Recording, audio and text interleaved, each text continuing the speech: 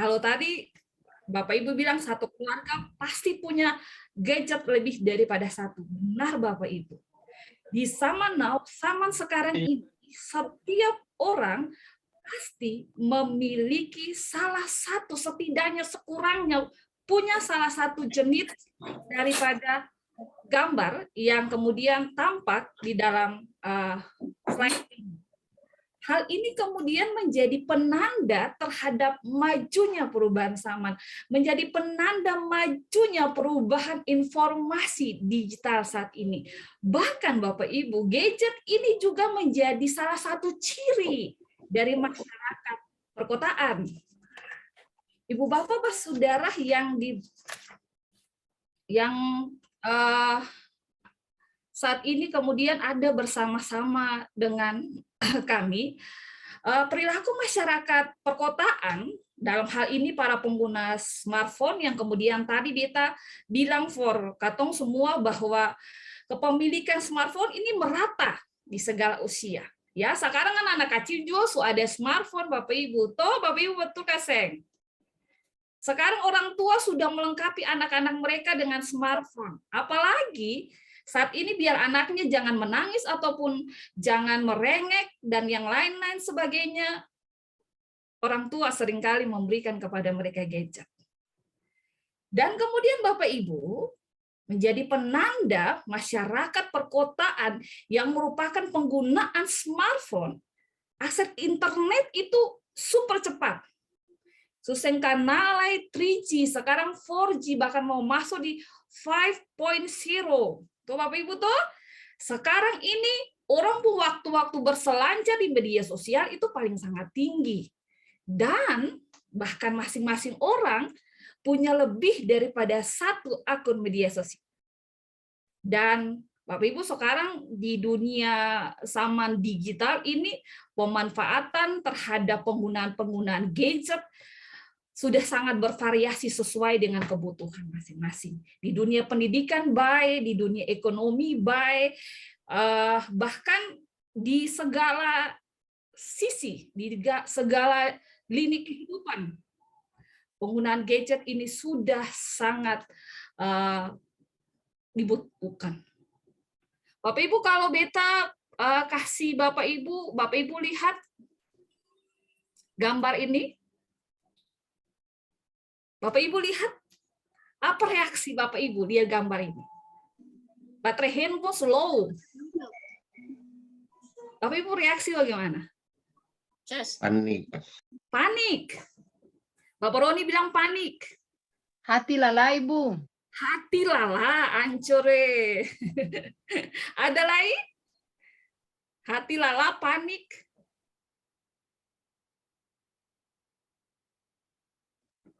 Pak Daniel Girsang, Ibu Oli misalnya, kalau tiba-tiba HP slow, apalagi lagi butuh-butuhnya, respon bagaimana? Reaksi bagaimana? Stres, Ibu, stres. Stres. Wow. Iya. Panik, stres. Panik, stres. Apalagi mau kirim berita yang sangat penting, toh? Nah. Itu dia, Bapak. Oleh karena itu, Bapak Ibu. Tugas-tugas mau dikirim, bahaya. Betul. Jadi kalau HP low itu juga menjadi sebuah hal yang sangat bahaya sekali. Gitu. Tetapi itu juga menjadi bagian daripada seluruh fenomena yang terjadi saat ini. Kalau memang kebutuhan terhadap penggunaan gadget atau smartphone menjadi sebuah kebutuhan yang sangat ultima sekali. Bapak Ibu kalau lihat gambar ini, Bapak Ibu kadang-kadang perhatikan kasih gambar yang ada di depan layar Bapak Ibu. Bapak Ibu perhatikan kasih di dalam interaksi sosial di kantor kah, di sekolah kah, di gereja kah. Bapak Ibu jaga perhatikan perilaku-perilaku seperti ini kasih. Perhatikan Ibu. Perhatikan. Sering, Ada Ibu. Kaseng Ibu D. Ada perilaku ini di antara kita Kaseng. Ada Ibu. Ya Ibu. Apakah ini menjadi sebuah hal yang biasa? Biasa, Ibu. Biasa, katong sulihat ini subiasa. Benar, Bapak Ibu? Di dalam kondisi tertentu ini hal yang luar biasa, Ibu. Oh, dalam kondisi tertentu hal ini menjadi sangat luar biasa. Kenapa Mama De kalau bilang begitu? Maafkan kalau beta menyapa dalam sapaan kekeluargaan, Made. Boleh, Ibu? Ya. Ya. Artinya begini, Ibu. Di dalam kondisi misalnya kita berada di dalam sebuah pertemuan, begitu, Ibu. Dalam sebuah pertemuan yang saling membutuhkan komunikasi ataupun juga saling membutuhkan pendapat, atau kita sedang membahas sesuatu yang dirasa penting. Tapi dalam kondisi seperti demikian, kita berada masing-masing dengan dunia masing-masing karena gadget itu. Mungkin karena kita membalas pesan, ataukah ada sesuatu yang harus disampaikan, atau ada hal yang penting. Nah, di dalam kondisi ini maka menurut beta di saat seperti ini kita seperti berada di dalam sebuah kondisi yang tidak biasanya. Padahal dibutuhkan kita harus membahas sesuatu yang penting, begitu, Ibu. Jadi menurut beta dalam kondisi seperti ini, di dalam kondisi seperti itu, hal seperti ini dilihat sebagai sesuatu yang luar biasa. Terima kasih, Ibu. Oke, Made, terima kasih. Beta tangkap, Mama De. Ada komunikasi di situ, ada berbagi pendapat di situ. Ini menjadi sebuah hal yang harus diperhatikan oleh kita semua. Bapak Ibu, dari gambar ini, beta juga akan memperlihatkan kepada Bapak Ibu. Bapak Ibu pernah mengalami kejadian serupa sama seperti gambar di dalam ini? Di slide Bapak Ibu, di layar Bapak Ibu. Apakah di dalam keluarga kita masing-masing pernah mengalami proses seperti demikian? Di meja makan yang bagi orang Ambon menjadi sebuah tempat yang vital, menjadi tempat berkomunikasi, menjadi tempat katong bertegur sapa, saling berbagi, saling curhat tentang keseharian di hari ini, tapi tiba-tiba masing-masing keluarga duduk makan dan pegang gadget mereka masing-masing dan tidak mempedulikan satu dengan yang lainnya. Apakah kemudian hal ini juga terjadi di dalam keluarga kita masing-masing? Di dalam keluarga kita tidak, Ibu. Oke, Ibu De tidak. Bapak Ibu keluarga yang lain? Bapak Ibu orang tua? Apakah pernah di dalam satu waktu ketika duduk di meja makan, misalnya Papa pegang HP, kemudian anak-anak pegang HP, makan sambil lihat-lihat HP, ada yang pernah terjadi di dalam keluarga kita, beta deh Bapak Ibu. Mari Bapak Ibu ketong sharing ya, kita berbagi. Supaya ini menjadi bagian dalam seluruh pergumulan kita secara bersama. Ada Bapak Ibu yang mau berbagi bersama? Di keluarga kita tidak, Ibu. Oke. Yang lain Bapak Ibu? Ada? Tidak ada, Ibu. Ada. Bu Alin? Tidak ada. Oh, tidak ada. Oke, syukurlah Bapak Ibu kalau memang perilaku ini kemudian tidak terjadi di dalam keluarga kita, tetapi pada keluarga-keluarga yang lain mungkin saja terjadi seperti yang kemudian tampak di dalam slide ini. Bapak Ibu, ketika Bapak Ibu duduk dengan anak atau dengan suami, atau ketika Bapak Ibu duduk dengan salah satu teman atau lawan bicara Bapak Ibu, apakah Bapak Ibu pernah mengalami hal yang kemudian dirasakan oleh ibu yang ada di tengah-tengah suami dan anak-anaknya ini? Apakah Bapak Ibu pernah mengalami hal seperti ini ketika kemudian Bapak Ibu diabaikan, diacuhkan karena lawan bicara Bapak Ibu lebih sibuk dengan HP? Jadi stres. Ada yang pernah stres? Ibu Emi pernah ya? Bapak Ibu ada? Karena diabaikan terus tuh Ibu jadi. Ibu, kalau gambar ini mungkin dari sisi saya agak sedikit berbeda Kak, Pak. Kalau ibu deh Ana boleh Kak, Pak. Kalau Bapak kurang. Oh begitu. Bisa ya. Karena mama sibuk FB lebih banyak. Oke. Ibu Na bilang kalau sekarang ini mungkin mama dengan Ana, makanya papa kurang-kurang sedikit apa gitu ya. Papa bagaimana, ada suara ke Seng?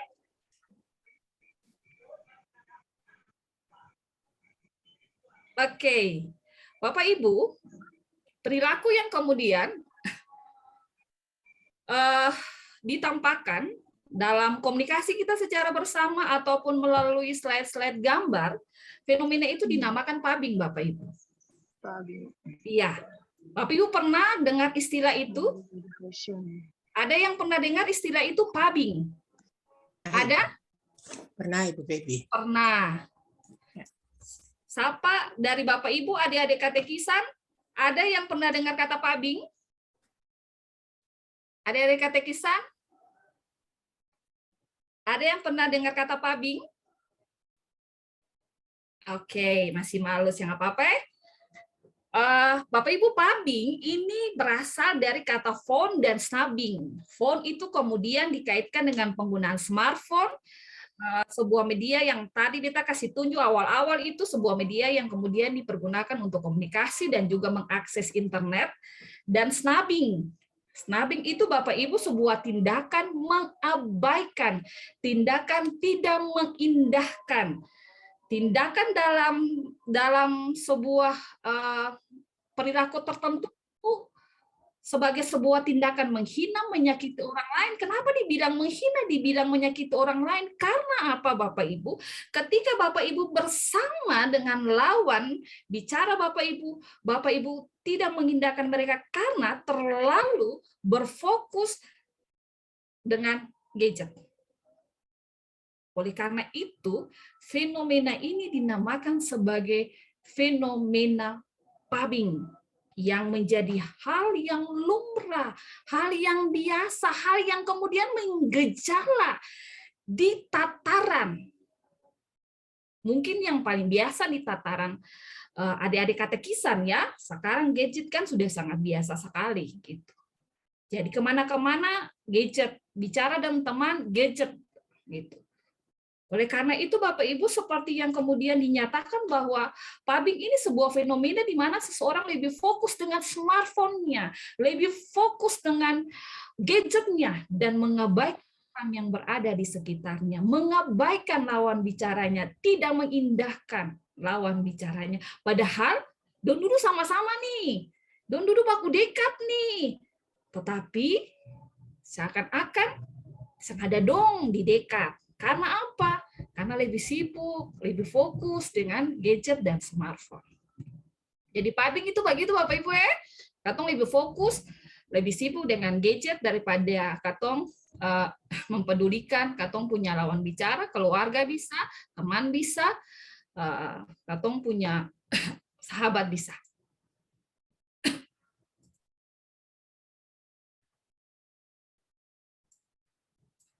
Iya, Bapak Ibu, istilah pubbing ini sebenarnya diciptakan atau muncul ketika ilmuwan, para ahli bahasa, ahli sosiolog, para budayawan, kemudian berkumpul di salah satu university di Australia, Bapak Ibu, di Sydney University, tahun 2012 bulan Mei. Lalu kemudian mereka memperbincangkan fenomena ini. Dan kemudian muncul satu kata baru yang kemudian dimasukkan di dalam Macquarie Dictionary untuk mewakili pertumbuhan penyalahgunaan smartphone di lingkungan sosial. Di Indonesia, Bapak Ibu, pengguna smartphone itu terbesar keempat di dunia, luar biasa sekali. Dan pubbing ini menyerang generasi Z atau generasi yang lahir antara tahun 1995 sampai dengan tahun 2010. Bapak Ibu sudah dengar istilah pubbing. Ada istilah yang lain Bapak Ibu. Pubber. Pubber itu pelaku pubbing. Pabat itu korban dari pubbing. Jadi dari fenomena-fenomena itu akhirnya dunia mengkampanyekan stop pubbing. Dan ini jugalah yang kemudian menjadi dasar kenapa kemudian kami memberikan informasi ini kepada Bapak Ibu. Kenapa pubbing ini menggejala? Karena akses internet tinggi, sangat tinggi sekali. Bahkan tersedia fitur-fitur yang sangat menarik. Smartphone itu menjadi barang yang bisa dijangkau dan dimiliki oleh setiap orang. Nah, Bapak Ibu, ini survei Bapak Ibu yang dilakukan Januari 2021 Bapak Ibu. Total jumlah penduduk masyarakat Indonesia 274 sekian juta, yang ada di perkotaan 57% Bapak Ibu. Yang menggunakan koneksi mobile yang punya HP 345 sekian juta. Berbanding dengan populasi itu 125,6% Bapak Ibu. Dan pengguna internet itu 202 juta orang. Dan pengguna media sosial aktif 170 juta orang. 61% dari populasi jumlah masyarakat Indonesia. Luar biasa sekali Bapak Ibu. Oleh karena itu, kenapa sampai fenomena pubbing ini benar-benar menggejala? Bapak Ibu, lihat Bapak Ibu, ini dampak gadget, dampak smartphone. Jadi ada dampak negatif, tetapi juga ada dampak positif. Jadi dampak positif untuk sekarang Bapak Ibu luar biasa sekali. Karena media komunikasi gadget ini menjadi media komunikasi tanpa batas wilayah. Sekarang ini katong bisa hubungi katong pun saudara di Belanda misalnya, yang lagi pakai surat, tetapi katong bisa langsung cek karena ada gadget, ada smartphone. Katong mau cek katong pun saudara di kampung, yang perlu-perlu harus pulang kampung lah, katong cek saja, katong telepon, katong video call, katong bisa tahu kata dong ini sehat kah dong, ada baik kah dong, ada sakit kah. Salah satunya. Nanti. Yang lain Bapak Ibu, sekarang ini gadget menjadi media hiburan. Bahkan fitur-fiturnya membuat hidup lebih praktis dan lebih cepat. Tuh Bapak Ibu tuh. Jadi sekarang orang mau pergi ke bank perlu kemudian bertransaksi di bank lain. Sekarang orang sudah bisa langsung menggunakan smartphone-nya mengakses pelayanan-pelayanan dari bank itu melalui HP saja. Sudah ada e-banking, SMS banking, dan lain-lain sebagainya. Jadi fitur-fiturnya memang membuat hidup lebih praktis dan cepat. Dan sekarang orang sudah mulai mempromosikan dan membuat berjualan ya di media-media sosial, salah satunya adalah karena kepemilikan smartphone ini. Itu dampak-dampak positifnya Bapak Ibu, yang kemudian mesti kita tingkatkan, mesti kita pertahankan, karena efek-efek itu memperkuat dan mempermudah seluruh kebutuhan-kebutuhan hidup kita. Tetapi di dalam efek atau dampak yang positif itu ternyata ada dampak efek negatifnya Bapak Ibu. Ternyata gadget atau smartphone ini dia membuat adiksi. Adiksi itu apa? Adiksi itu kecanduan. Orang tidak fokus gitu. Ya, kadangkala pekerjaan tidak bisa kita selesaikan karena waktu kita cuma bermain atau berselancar di media sosial. Ya, oleh karena penggunaan gadget yang kemudian tidak bisa kita atur waktunya, mempengaruhi kesehatan fisik dan kesehatan mental Bapak Ibu. Kadangkala kalau Bapak Ibu pegang gadget seharian atau adik-adik katekisan pegang gadget seharian, berdasarkan penelitian kita bisa mengalami pegal-pegal Bapak Ibu, gitu ya, atau kita bisa mengalami kesakitan-kesakitan yang terkait dengan penggunaan gadget, radiasi misalnya, gitu ya. Mungkin Bapak Ibu sudah bisa mengetahui itu lebih baik. Dan pengaruh atau dampak negatif dari gadget itu juga apatis terhadap lingkungan dan mengurangi interaksi sosial. Yang tadi kita bilang banyak-banyak itu Bapak Ibu. Karena apa? Karena orang tidak lagi berinteraksi, orang tidak lagi berkomunikasi secara langsung. Ya, orang lebih concern dengan HP mereka, lebih fokus dengan HP mereka dan melupakan diri mereka sebagai orang-orang yang kemudian punya kebutuhan sosial dengan orang lain. Oleh karena itu, seperti yang Beta bilang bahwa ternyata gadget itu juga membuat kita apatis terhadap lingkungan dan mengurangi interaksi sosial.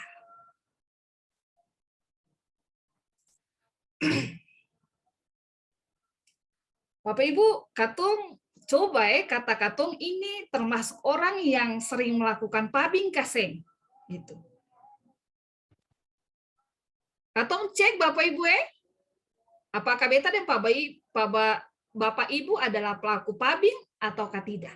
Katung cek Bapak Ibu melalui tanda-tanda pabing. Tanda utama pabing Bapak Ibu. Yang pertama, saya bisa lepas dari ponsel. Siapa yang saya bisa lepas dari ponsel? Ada? Ada yang saya bisa lepas dari ponsel? Halo? Bapak Ibu? Hampir dari Katong semua tidak bisa lepas dari ponsel, benar. Tetapi tanda utama pabing yang kedua itu adalah khawatir melewatkan panggilan telepon atau update status seseorang. Sadiki update status, sadiki dia punya pemberitahuan, ada apa gitu ya. Tanda utama pabing yang ketiga itu selalu memantau ponsel, mau makan, pantau ponsel, mau pergi mana-mana dalam interaksi sosial selalu pantau ponsel. Dan lebih parah lagi kemudian ketika Katong mengobrol dengan seseorang, Katong selalu melirik kepada media sosial. Sadiki dia Instagram, sadiki dia FB, ya, sadiki dia TikTok dan lain-lain sebagainya. Bapak Ibu, mari Beta butuh Bapak Ibu punya respon. Apakah Beta dan Bapak Ibu menjadi pelaku pabing ataukah tidak? Dari tanda-tanda utama pabing ini. Mari Bapak Ibu bisa lihat di kolom chat ini, Bapak Ibu bisa chat atau Bapak Ibu bisa bilang bahwa oh ternyata Katong ini juga melakukan pabing. Gitu. Ada Bapak Ibu?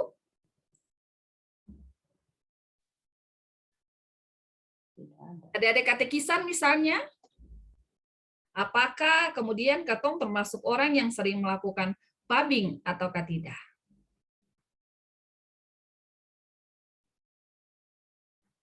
Oke. Kalau Bapak Ibu masih malu hati, nanti baru Bapak Ibu kemudian bisa menjawab setelah ini. Kita lanjut saja Bapak Ibu. Oke. Bapak Ibu, seperti yang Beta sampaikan dari awal, dampak pabing itu luar biasa sekali. Pabing ini mempengaruhi komunikasi sosial, pabing ini mempengaruhi komunikasi keluarga. Jadi fenomena pabing ini kemudian membuat seseorang mungkin lupa dengan status sosialnya sebagai makhluk sosial. Dan dalam komunikasi sosial itu mau dan tidak mau selalu terkait dengan keluarga. Bagaimana pengaruh pabing terhadap komunikasi sosial, bagaimana pengaruh pabing terhadap komunikasi keluarga, Katong lanjut di sesi berikutnya Bapak Ibu, supaya Bapak Ibu semakin tertarik, ternyata pabing ini menjadi isu yang sangat luar biasa sekali. Beta tutup Bapak Ibu, Beta punya sesi ini Bapak Ibu dari 1 Korintus, semua hal diperbolehkan bagiku tetapi tidak semuanya berguna, dan memang semua hal diperbolehkan bagiku tetapi aku tidak mau diperhamba oleh apapun. Semoga gadget, semoga smartphone yang Katong punya, Katong miliki memberikan dampak-dampak positif untuk kita semua. Dan semoga kita tidak diperhambakan oleh gadget atau smartphone yang kemudian kita punya. Tuhan Yesus memberkati Bapak Ibu bersama dengan keluarga semua. Terima kasih dan kebanyakan lah teteh manis sayang katong semua. Ya, baik Ibu Feby, terima kasih sudah memberi pengantar untuk percakapan kita di saat ini dengan menjelaskan tentang pubbing, sebuah fenomena di era digital yang sebetulnya punya banyak mendatangkan kegelisahan bagi kita. Ibu Feby sudah menegaskan beberapa hal yang kemudian akan menjadi pengantar masuk bagi kita untuk lebih mendalami lagi tentang pubbing ini. Dan saya percaya bahwa Bapak Ibu sekalian sudah menyimak atau mendengarkannya dengan baik. Mungkin saja ada hal-hal yang ingin Bapak Ibu tanyakan untuk Ibu Feby, tetapi saya mau menjelaskan sedikit bahwa mekanisme kita di sore ini, kita akan membuka sesi tanya jawab itu setelah keempat fasilitator menyampaikan materinya. Jadi bila memang Bapak Ibu pada sesi pertama ini ketika Ibu Feby menjelaskan ada hal-hal yang mungkin Bapak Ibu rasa belum jelas, ini maksudnya apa, itu mungkin bisa Bapak Ibu catat. Setelah fasilitator keempat menyajikan materinya nanti baru kita akan membuka babak tanya jawab. Saya kira demikian, dan kita akan berlanjut Bapak Ibu dengan fasilitator yang kedua pada topik yang kedua, yaitu tentang komunikasi pubbing dan komunikasi sosial. Jadi kalau tadi Ibu Feby sudah mengantar masuk sedikit untuk pubbing dan komunikasi sosial dan komunikasi keluarga, maka berikut ini Pak Vicky akan memberi banyak penjelasan atau paparan berkaitan dengan pubbing dan komunikasi sosial. Pak Vicky, dipersilahkan. Ya, selamat malam Bapak, Bapak Saudara, anak-anak. Shalom. Beta punya perangkat ada sedikit Shalom, Pak. Jadi beta gabung dengan Pak Pendeta Odik.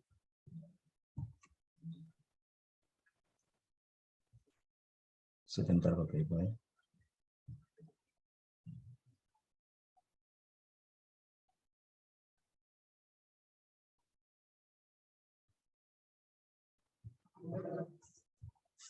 Iya baik. Ibu boleh beta izin share.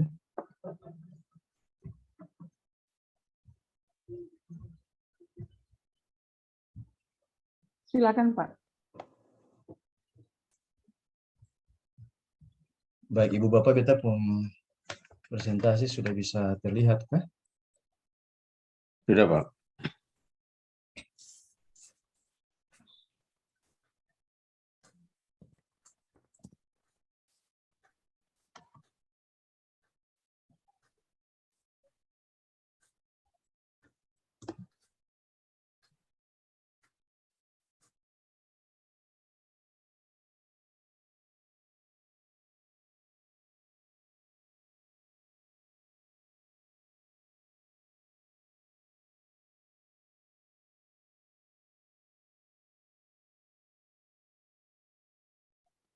Bisa melihatnya saja.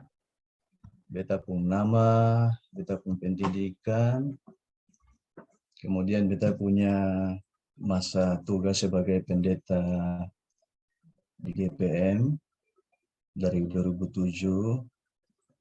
hingga 2021 ini beta sementara di Biro Lingkungan Hidup dan Kebencanaan Sinode GPM. Iya, baik Bapak Ibu, kita akan masuk dalam penyampaian materi ataupun topik yang beta sampaikan saat ini, yaitu komunikasi sosial dan pubbing. Tadi Ibu Feby sudah menjelaskan banyak tentang apa itu dan bagaimana pubbing. Jadi saya kira Bapak Ibu sudah bisa memahaminya. Nah, terkait dengan pembahasan yang beta sampaikan saat ini, terkait dengan komunikasi sosial dan pubbing. Sebelumnya, mari kita sama-sama lihat apa itu pubbing. dari sisi pengertiannya, PABING adalah komunikasi sosial adalah merupakan kemampuan seseorang atau individu untuk berkomunikasi secara sosial dengan orang lain. Contohnya kalau seperti saat ini, ya kami berempat sebagai fasilitator dengan Bapak Ibu di Ambon, ini merupakan salah satu dari bentuk komunikasi sosial. Komunikasi yang terjadi melibatkan diri kita dengan pihak yang lain. Nah, dari pengertian komunikasi sosial ini, kita melihat apa sih yang menjadi ciri. Sebab tidak semua masyarakat itu termasuk dengan komunikasi sosial. Nah, komunikasi sosial itu dapat terjadi jika di dalam komunikasi atau percakapan yang terjadi ada interaksi sosial. Artinya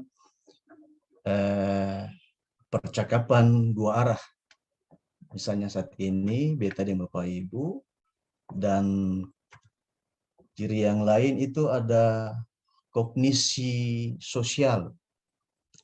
Maksud dari kognisi sosial ini artinya bagaimana seseorang dia mampu untuk memahami emosi dirinya dan juga orang lain di dalam proses komunikasi sosial yang dilakukan, dan dari kemampuan berbahasa, penggunaan istilah, lalu tidak mudah mengubah topik pembicaraan. Nah, itu bagian dari kognisi sosial. Kemudian Bapak Ibu, ciri lain yaitu pragmatik bahasa. Apa itu pragmatik bahasa? Pragmatik bahasa ini kalau betong hari-hari di Ambon bilang bicara itu mesti nyambung. Bicara itu mesti nyambung dengan orang lain, mesti menggunakan bahasa, istilah, ataupun juga percakapan yang betong lakukan dengan orang lain itu selalu nyambung dengan topik yang dibicarakan. Penggunaan bahasa, memahami bahasa, nah itu bagian dari pragmatik bahasa. Sebab kadang-kadang Bapak Ibu kalau banyak kali dalam pengalaman betong duduk bercerita atau membahas sesuatu, misalnya Mama Engge sementara membahas soal bagaimana anak-anak dong belajar di masa pandemi, tiba-tiba Bapak Maku untuk masuk bahas dengan ini bagaimana harga durian di pasar Sunai, itu senyambung lagi. Itu pragmatik bahasanya itu tidak ada. Sehingga di dalam percakapan atau komunikasi sosial, pembicaraan atau percakapan itu belum dikatakan sebagai komunikasi sosial. Ciri yang lain, di dalam komunikasi sosial, kita mesti memiliki reseptif dan ekspresif bahasa. Dari pihak kita yang berbicara kepada orang lain, kita memiliki pemahaman, dan dengan pemahaman yang kita miliki itu, kita berusaha juga orang lain bisa memahami. Sedangkan ekspresif artinya dari penyampaian yang kita sampaikan kepada orang lain juga bisa menanggapinya secara baik. Nah, itu beberapa ciri dari terjadinya sebuah komunikasi sosial. Dan dalam komunikasi sosial itu Bapak Ibu, kurang lebih ada dua bentuk atau dua jenis, yaitu komunikasi sosial langsung dan tidak langsung. Kalau langsung misalnya Ketong ada sebagai majelis jemaat, ketong rapat, atau evaluasi, atau di dalam sesi ibadah, ada materi diskusi, nah itu langsung Bapak Ibu. Kalau tidak langsung, ketong bisa menggunakan media, ataupun ketong menggunakan orang lain untuk melakukan komunikasi, dan itu ciri atau jenis dari komunikasi tidak langsung. Kalau misalnya kalau ketong sekarang, ya ini juga bagian dari jenis dari komunikasi tidak langsung karena kita menggunakan perangkat sebagai media. Kemudian Bapak Ibu, kalau ketong melihat tentang pengertian, ciri, dan jenis, apa sesungguhnya menjadi tujuan kalau ketong berkomunikasi dengan seseorang? Apa menjadi tujuan? Tujuannya kurang lebih ada 2. Dan tujuan itu dilihat dari sudut pandang. Sudut pandang komunikator, misalnya beta, dan dari sudut pandang komunikan atau Bapak Ibu dan anak-anak.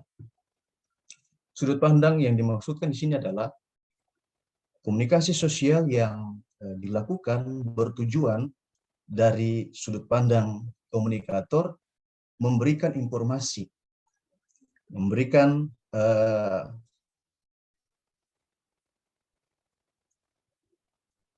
hal-hal yang menjadi kepentingan bersama, entah itu norma, entah itu berita, entah itu pengalaman, entah itu keterampilan, itu menjadi tujuan. Misalnya, sekarang tujuan dari komunikasi sosial yang kita lakukan ini terkait dengan psikoedukasi, tujuannya beta menyampaikan apa yang menjadi bahasan yang beta sampaikan terkait dengan hubungan komunikasi sosial dan PABING.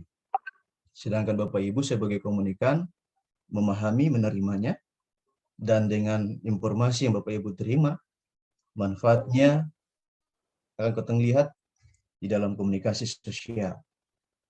Baik Bapak Ibu, beta kira kita setuju bahwa kita bisa hidup sendiri atau kita bisa hidup tanpa orang lain. Manfaat dari komunikasi yang kita lakukan dengan orang lain itu ada banyak hal. Mungkin ada bisa bantu beta Bapak Ibu yang bisa menyampaikan salah satu manfaat dari komunikasi sosial yang kita lakukan dengan orang lain. Ada yang bisa bilang?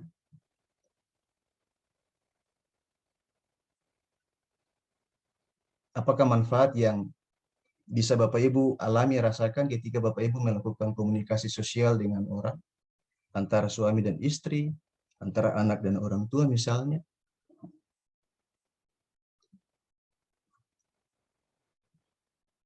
Atau antara majelis dengan jemaat di sektor, di unit, di wadah.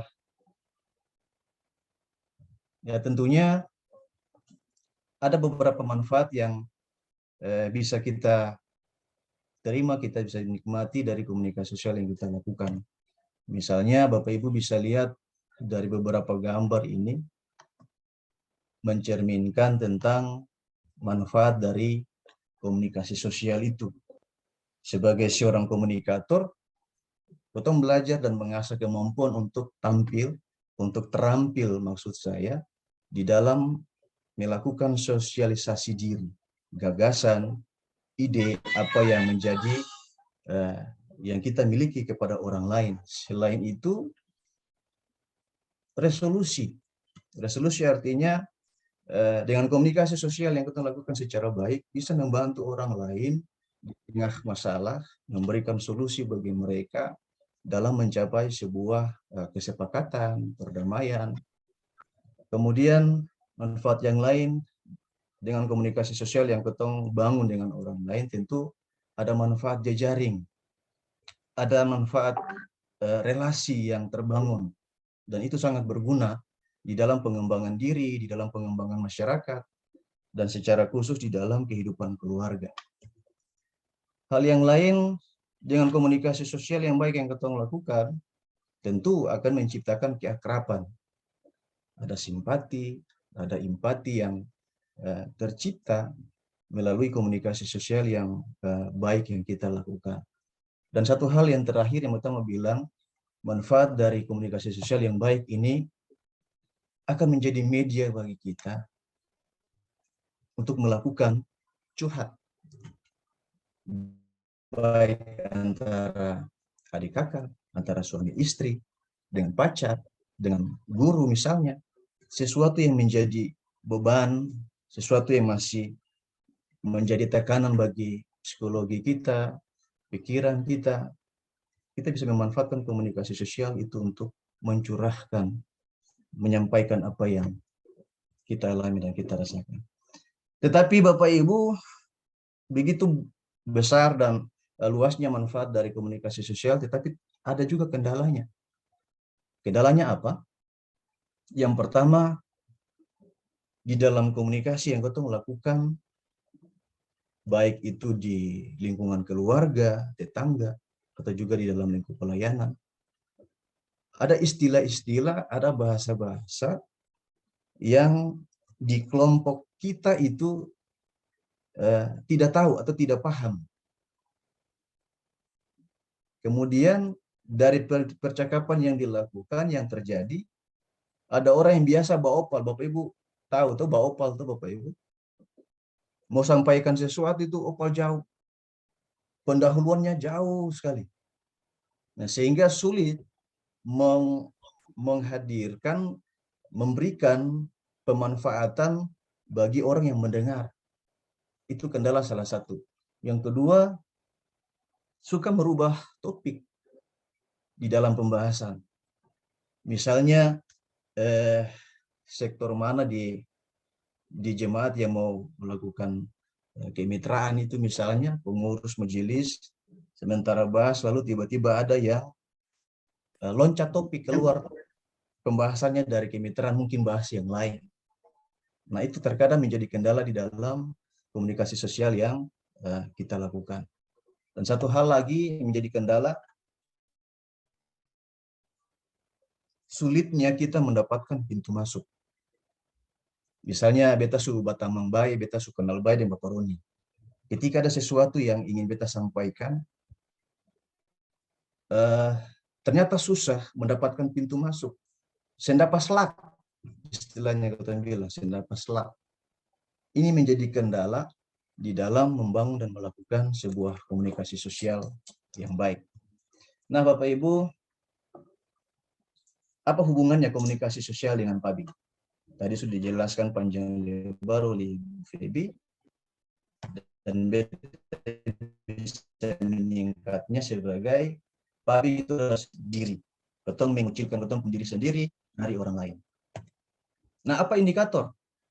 Tadi Bu Febi sudah menjelaskan banyak hal, dan Bapak Ibu bisa lihat dari tampilan gambar ataupun foto ini. Dengan demikian kita bisa memahami bahwa indikator dari fenomena PABIG, terjadinya sebuah perilaku PABIG, kalau di dalam kebersamaan, di tengah percakapan atau komunikasi sosial, betul punya teman, betul punya rekan, betul punya lawan bicara, teman bicara, sibuk utak-atik handphone, sibuk senam jari di handphone. Itu salah satu indikator. Yang kedua, ketika serius bercakap atau berkomunikasi, tiba-tiba ada bunyi notifikasi pesan masuk. Tiba-tiba langsung fokus ke handphone, ke pesan, entah itu status ataupun apa, itu merupakan indikator dari PABIG yang terjadi. Kemudian low response atau terlambat meresponi, sementara bercakap-cakap karena memperhatikan handphone, ya pasti konsentrasi kita, perhatian kita akan berubah, terbagi, dan itu menjadi sesuatu yang lumrah dari perilaku.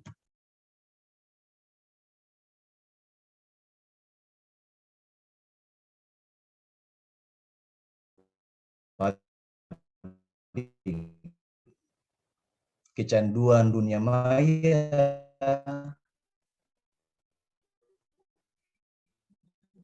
dan yang terakhir bagi saya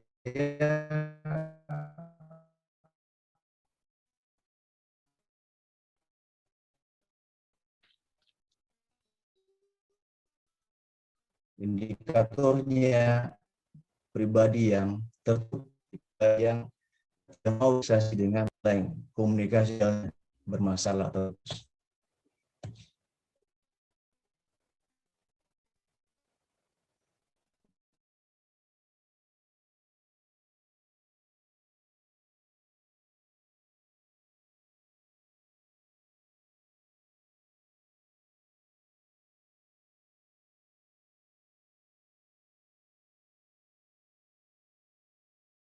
Vicky, Pak Vicky,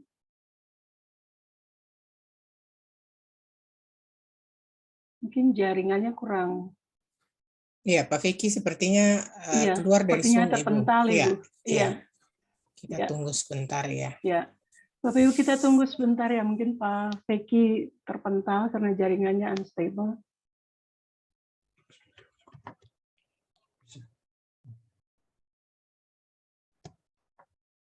Dia Pak Vicky-nya telah kembali. Silakan Pak, Maaf, dilanjutkan. Bapak Ibu. Ya. Kemudian kualitas yang berikut itu sikap empati kita terhadap orang lain, entah teman, istri, suami, anak, keluarga, itu akan menjadi berkurang Bapak Ibu. Yang biasanya ketemu perhatian, ketemu prihatin dengan keadaan seseorang, yang tadi saya sampaikan, tetapi karena sudah sibuk dengan smartphone, dengan gadget, maka rasa sosialnya, empatinya itu menjadi berkurang bahkan hilang. Kesetaraan, betul saya anggap orang itu penting lah. Pak Vicky mohon maaf, Beta menyela, mungkin materinya belum di-share kembali. Oh, sorry. Ya, Pak Vicky mohon maaf. Mohon maaf. Sudahkah Bapak Ibu? Sudah kelihatan Pak. Silakan dilanjutkan. Sudah, oke, baik. Ya, karena perilaku PABING itu Bapak Ibu selain keterbukaan, empati dan kesetaraan itu menjadi rusak. Betong sudah anggap orang lain penting lagi. Betong sudah tidak lagi memberikan perhatian kepada orang lain.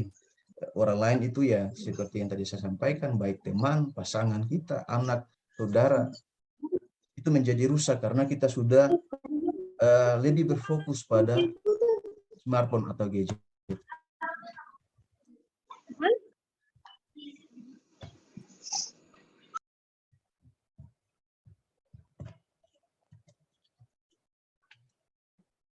Demikian pula kepercayaan dan dukungan kita.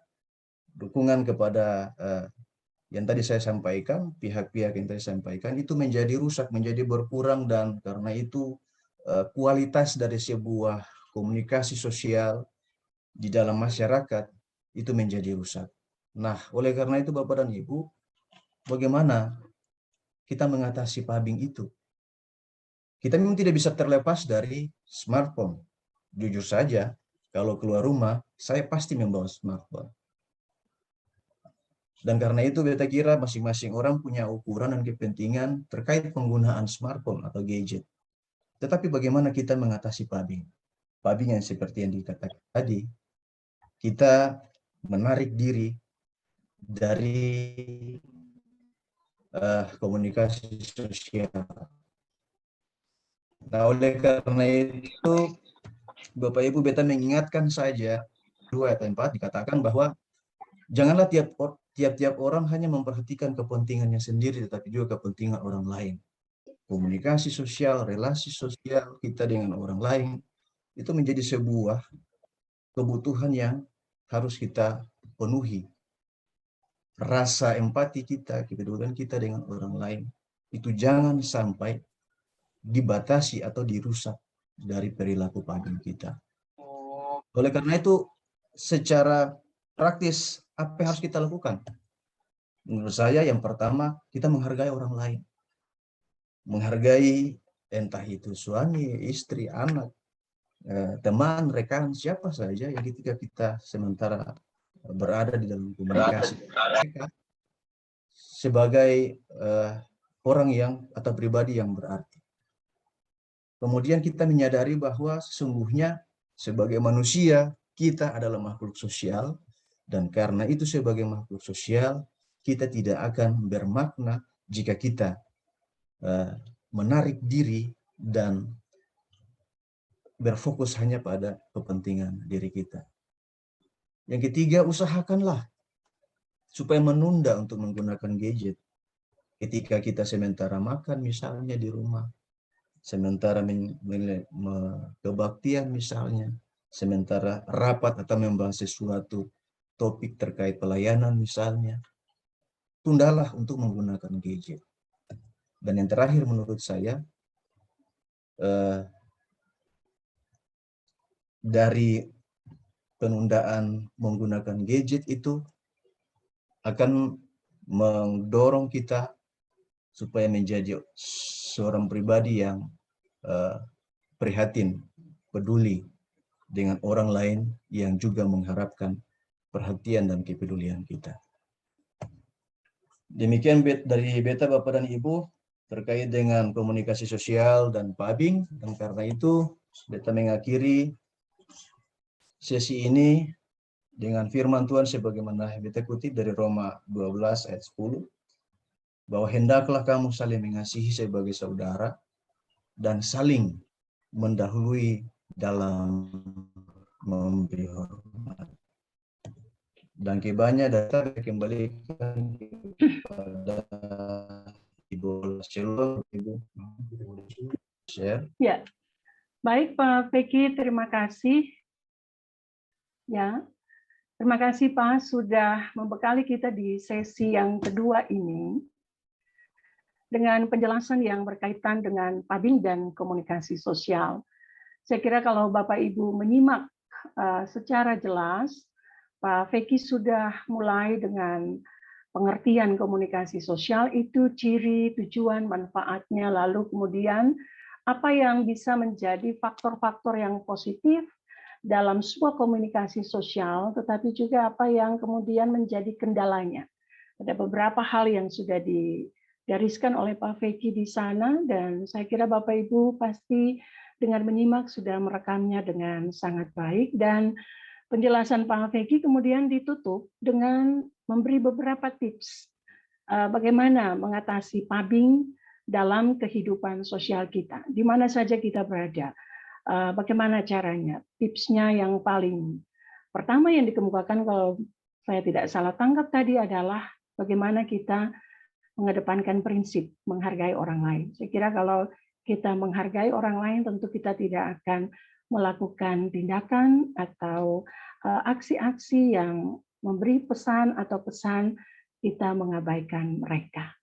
Nah, Bapak Ibu sekalian, saya kira itu yang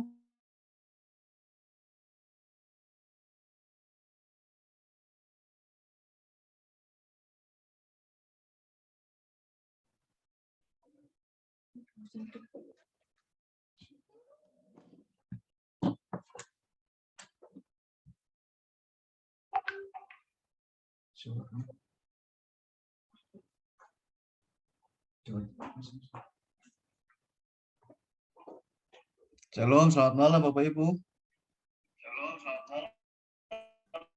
Selamat malam, Pak.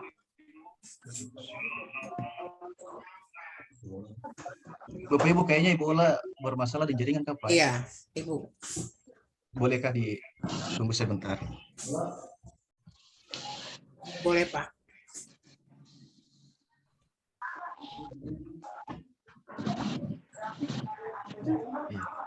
Tapi usia mati harus Bapak Ibu, mohon materi. Mohon maaf Bapak Ibu, ada kendala teknis semata. Sebentar ya Bapak Ibu.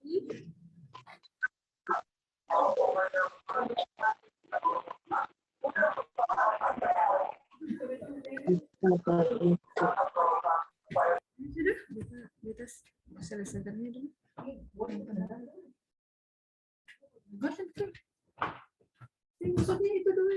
Iya Bapak Ibu, karena Ibu Ola terkendala jaringan Bapak Ibu ya, kita lanjut saja. Kebetulan ada di kolom chat ada Oh ya.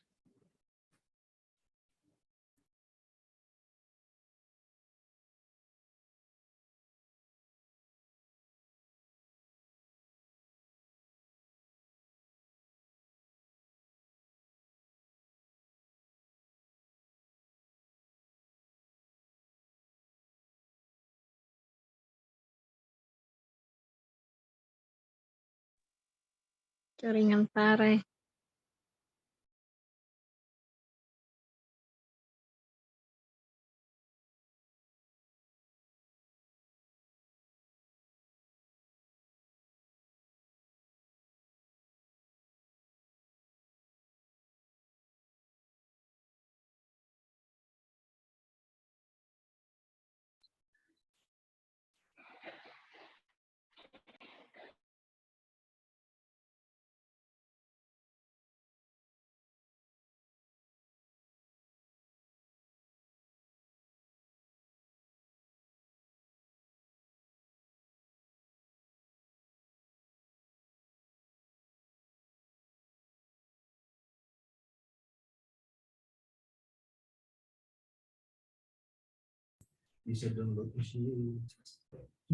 Bapak Ibu, kita lanjut ya Bapak Ibu.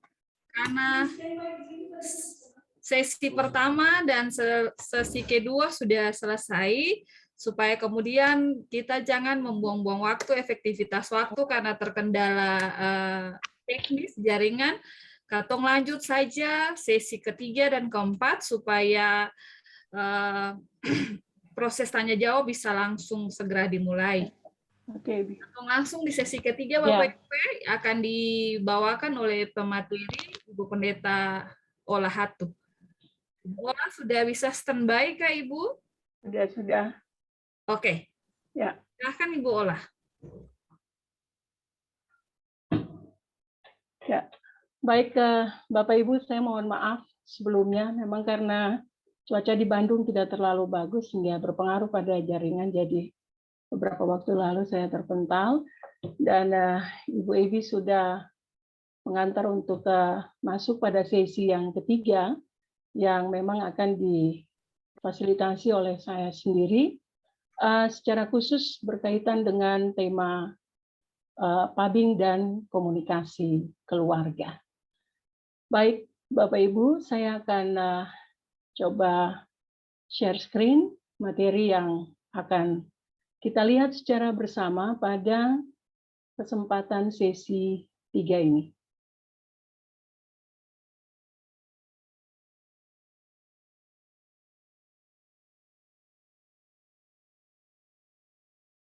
Ya, Bapak Ibu sekalian, apakah materi saya sudah terlihat oleh Bapak Ibu? Sudah Ibu. Ya, baik. Terima kasih Pak Ron. Ya, Bapak Ibu sekalian, seperti yang sudah disinggung tadi, bahwa untuk sesi ketiga, saya akan masuk pada percakapan atau pembahasan pubbing dan komunikasi keluarga. Seperti biasa, mungkin sebelum masuk pada penjelasan sesi ini, saya secara cepat saja akan memperkenalkan diri saya. Mungkin di antara Bapak Ibu sudah ada yang mengenal, Pak Roni tadi berkata pernah datang ke Saparwatio dan berjumpa dalam ibadah pemakaman. Saya Pendeta Yolanda Hatu, Bapak Ibu bisa memanggil saya dengan sebutan Pendeta Olah saja. Saya lahir di Ambon 27 Desember 1975, menikah dengan Pendeta John Bernard. Kami bertugas sama-sama di Jemaat GPM Saparwatio, dan kami dikaruniai 2 orang anak yang saat ini beranjak remaja, Barli berusia 13 tahun dan Elani 10 tahun. Untuk pekerjaan, kebetulan saya sebelum menjadi pendeta sempat mencari pengalaman dan mendapatkan pengalaman dengan bekerja sebagai Sekretaris Ketua Sekolah Tinggi Teologi Jakarta selama kurang lebih 2 tahun. Kemudian saya masuk masa vikariat saya di GPIB Immanuel DKI Jakarta, dan setelah penabisan sebagai pendeta, saya ditugaskan pertama kali sebagai Ketua Majelis Jemaat GPM Bali di Klasis Pulau Pulau Aru di Dobo. 7 tahun di sana. Setelah itu saya dimutasikan dengan jabatan Ketua Majelis Jemaat GPM Nolot di Klasis Pulau-Pulau Lease. Juga sama, saya melayani di sana, bertugas selama 7 tahun. Dan kemudian pada tahun 2017, saya sampai sekarang bertugas dan dipercayakan oleh Sinode Gereja Protestan Maluku sebagai Ketua Majelis Jemaat GPM Saparwatio, masih di Klasis Pulau-Pulau Lease. Untuk pendidikan saya, pendidikan formal saya tempuh dari SD sampai SMA di Ambon. Kemudian saya berlanjut ke pendidikan strata 1 di Sekolah Tinggi Teologi Jakarta, dan sekarang sedang menempuh pendidikan S2 di Fakultas Psikologi Universitas Kristen Maranatha Bandung. Bapak Ibu, itu barangkali perkenalan singkat saya dengan Bapak Ibu tentang siapa saya dan apa pekerjaan saya. Kita akan masuk langsung pada materi kita, pubbing dan komunikasi keluarga. Seperti yang sudah disebutkan tadi oleh fasilitator terdahulu tentang pubbing, kemudian komunikasi keluarga, kita lantas menangkap bahwa ada hal yang prinsip di situ. Bahwa hal ini terkait dengan keberadaan kita sebagai makhluk sosial. Manusia sebagai pribadi maupun kelompok, dia adalah makhluk sosial yang akan saling berkomunikasi, saling mempengaruhi satu sama lain dalam hubungan yang beraneka ragam dan dengan cara yang berbeda pula.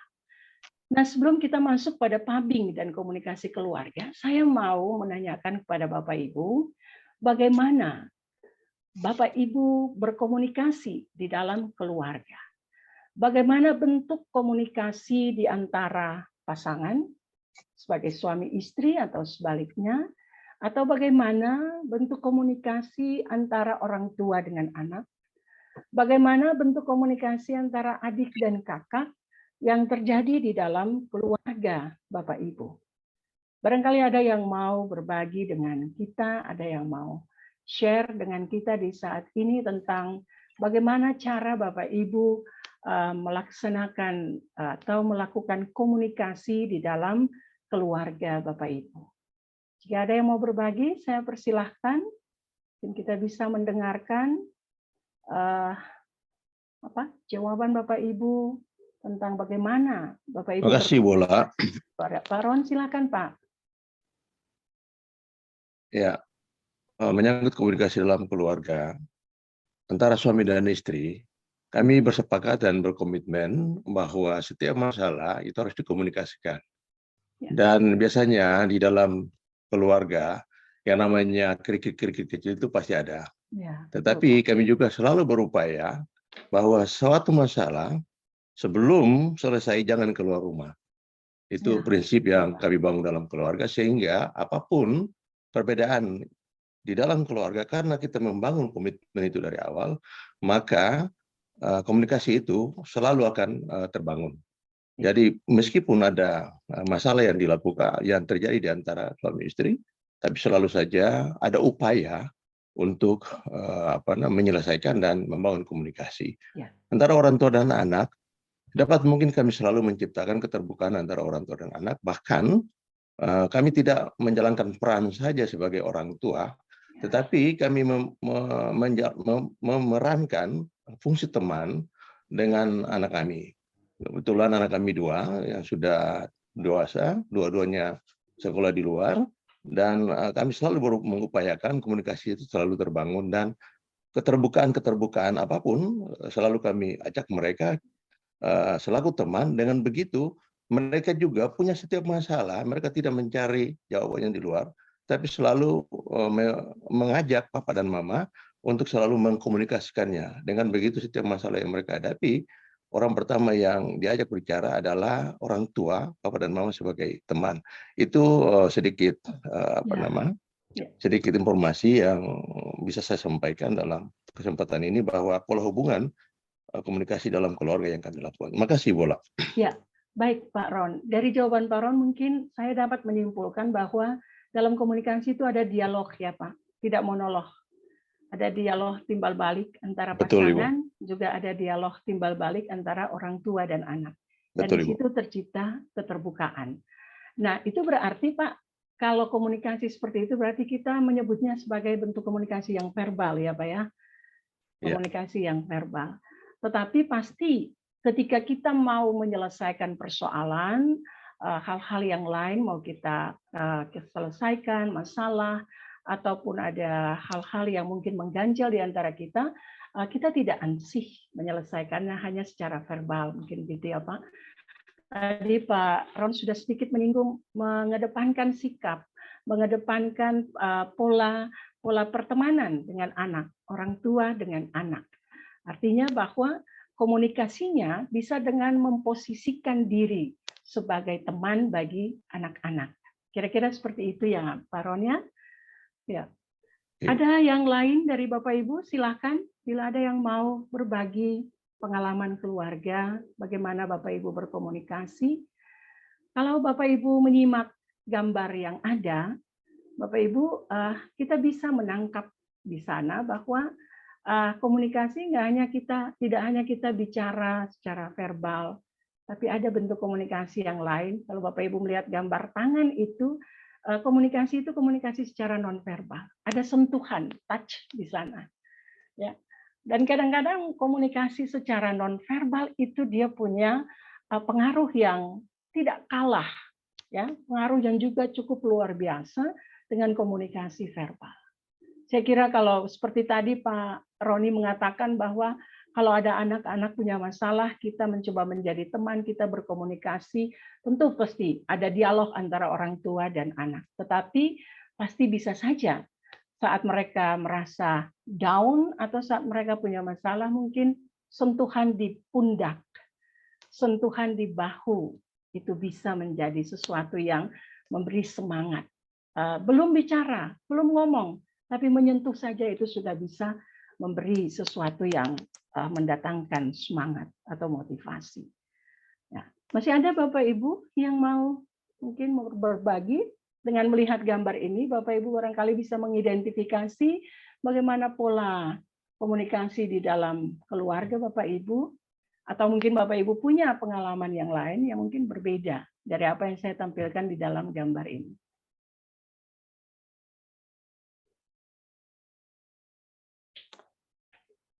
Ya, baiklah. Kalau memang tidak ada yang ingin berbagi lagi, Bapak Ibu, jadi saya mau mengatakan bahwa dalam keberadaan kita sebagai makhluk sosial, dalam komunikasi yang kita bangun di dalam keluarga itu, kita bisa menggunakan cara yang berbeda, bentuk yang berbeda. Saya menyinggungnya tadi dengan cara berkomunikasi secara verbal maupun non-verbal. Verbal tentu dengan kata-kata, kita berdialog. Non-verbal itu bisa dengan sentuhan, bisa dengan senyuman, bisa juga kita dengan pelukan, dan lain sebagainya. Itu akan sangat menyentuh diri kita. Tetapi apapun bentuk komunikasi kita, Bapak Ibu, verbal ataukah non-verbal, kita sama-sama mengerti bahwa komunikasi adalah dasar interaksi antar manusia. Tidak ada satu orang pun di muka bumi ini yang bisa berinteraksi dengan orang lain, apakah secara individual, apakah secara komunal, secara personal atau komunal, tanpa dia berkomunikasi. Soal nanti komunikasinya adalah komunikasi verbal, atau soal nanti komunikasinya adalah komunikasi nonverbal, prinsipnya adalah komunikasi merupakan dasar interaksi antar manusia. Dan itulah yang menjembatani, menghubungkan manusia satu dengan yang lainnya. Atau di dalam keluarga, komunikasilah yang menghubungkan antara orang tua dengan anak, atau sebaliknya, antara pasangan, antara adik dengan kakak.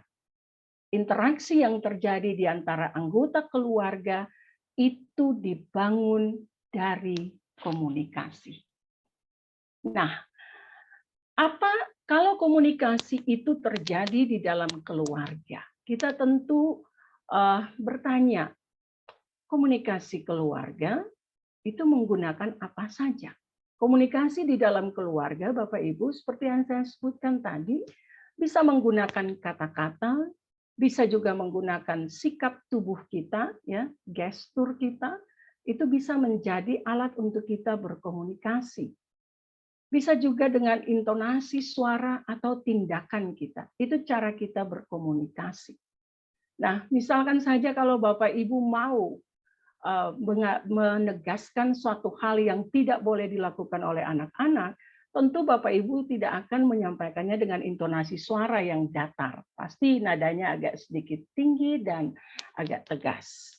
Tindakan juga bisa menjadi salah satu cara kita untuk berkomunikasi dengan anggota keluarga yang lain. Misalkan, kadang-kadang kalau pasangan begitu, ketong lain ada marah dan lain, ketong bisa diam. Diam bukan berarti itu tidak berarti apa-apa, tetapi diam itu adalah cara kita mengkomunikasikan sesuatu.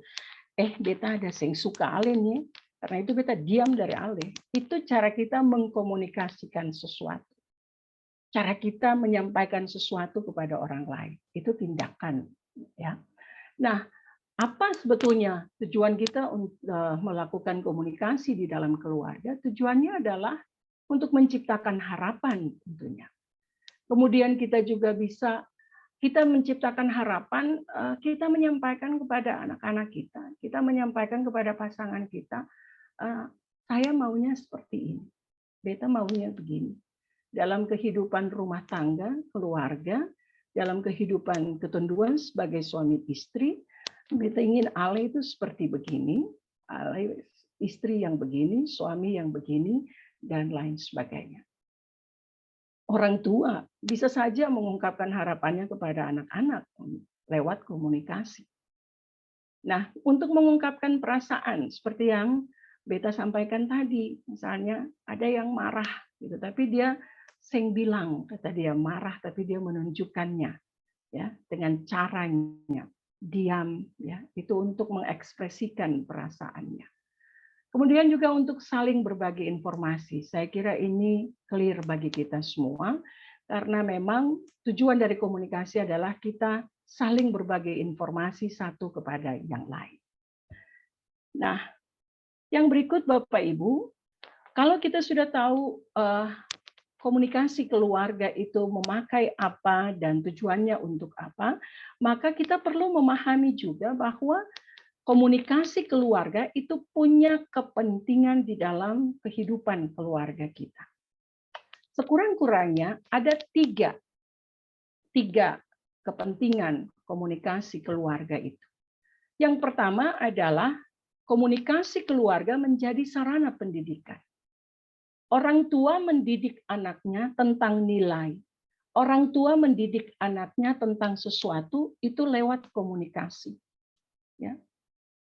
Yang kedua, komunikasi itu untuk memelihara intimasi atau kedekatan. Kita bisa menjadi akrab, menjadi hangat, menjadi lekat, menjadi dekat satu kepada yang lain, itu karena kita berkomunikasi. Kalau yang jarang komunikasi, hubungannya itu bisa menjadi renggang. Hubungannya bisa menjadi dalam tanda kutip itu dingin. Ya.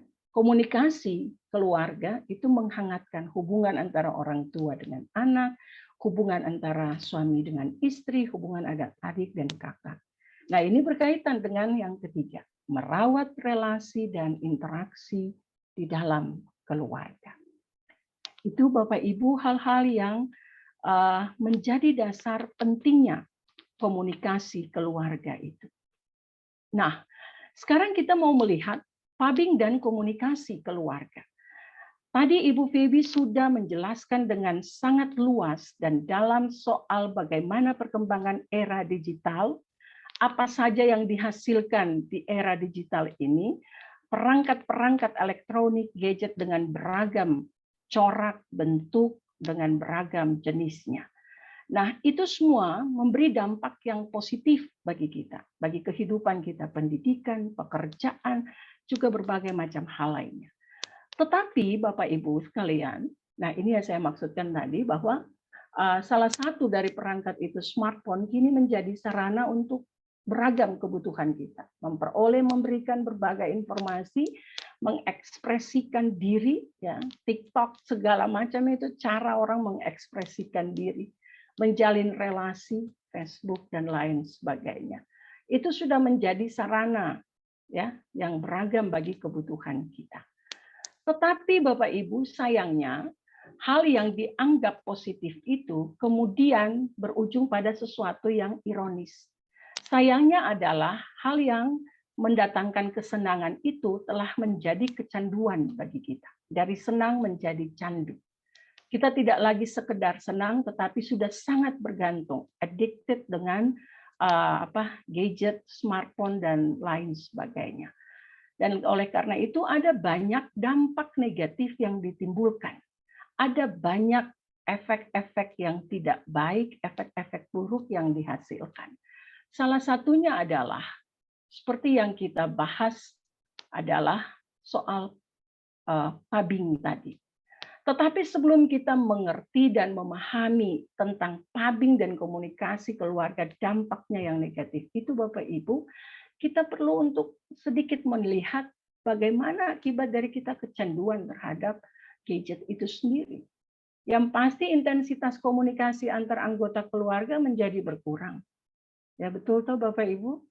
Intensitas komunikasi antar keluarga menjadi berkurang. Bangun pagi masing-masing supaya dia pun gadget. Masing-masing sibuk dengan urusannya. Yang kedua, karena intensitas komunikasi berkurang, relasi menjadi terhambat.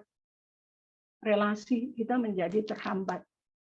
Ya, kita merasa sulit membangun relasi dengan orang lain karena kita terlalu kecanduan dengan smartphone, hanya ingat diri sendiri, cenderung individual, tidak membutuhkan, seolah-olah kita tidak membutuhkan orang lain.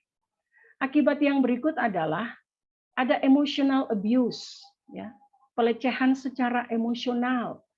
Nah, pelecehan secara emosional itu yang bagaimana? Tanpa sadar sebetulnya, ketika kita ada dalam melakukan pubbing, sebetulnya kita melakukan pelecehan emosional. Kita mengabaikan orang di sekitar kita. Kita mengabaikan pasangan kita. Bicara Deng Beta ada di sini, tapi pikiran tuh ada di tempat lain gitu. Ya. Mata cuma lihat di handphone, sing lihat berbeda. Tidak peduli dengan anak. Ya, emotional abuse. Tadi ada salah satu ibu mengatakan kalau lihat gambar yang 3 orang, mama di tengah yang histeris itu karena antara lain karena mama juga memang yang paling sering menggunakan handphone gitu, paling sering. Lalu kemudian kita merasa jauh padahal dekat. Ini yang sudah paling sering kita dengar. Orang bilang dengan gadget yang dekat menjadi jauh, yang jauh menjadi dekat. Akibat-akibat ini Bapak Ibu secara psikologis, secara kejiwaan itu sangat mengganggu kita.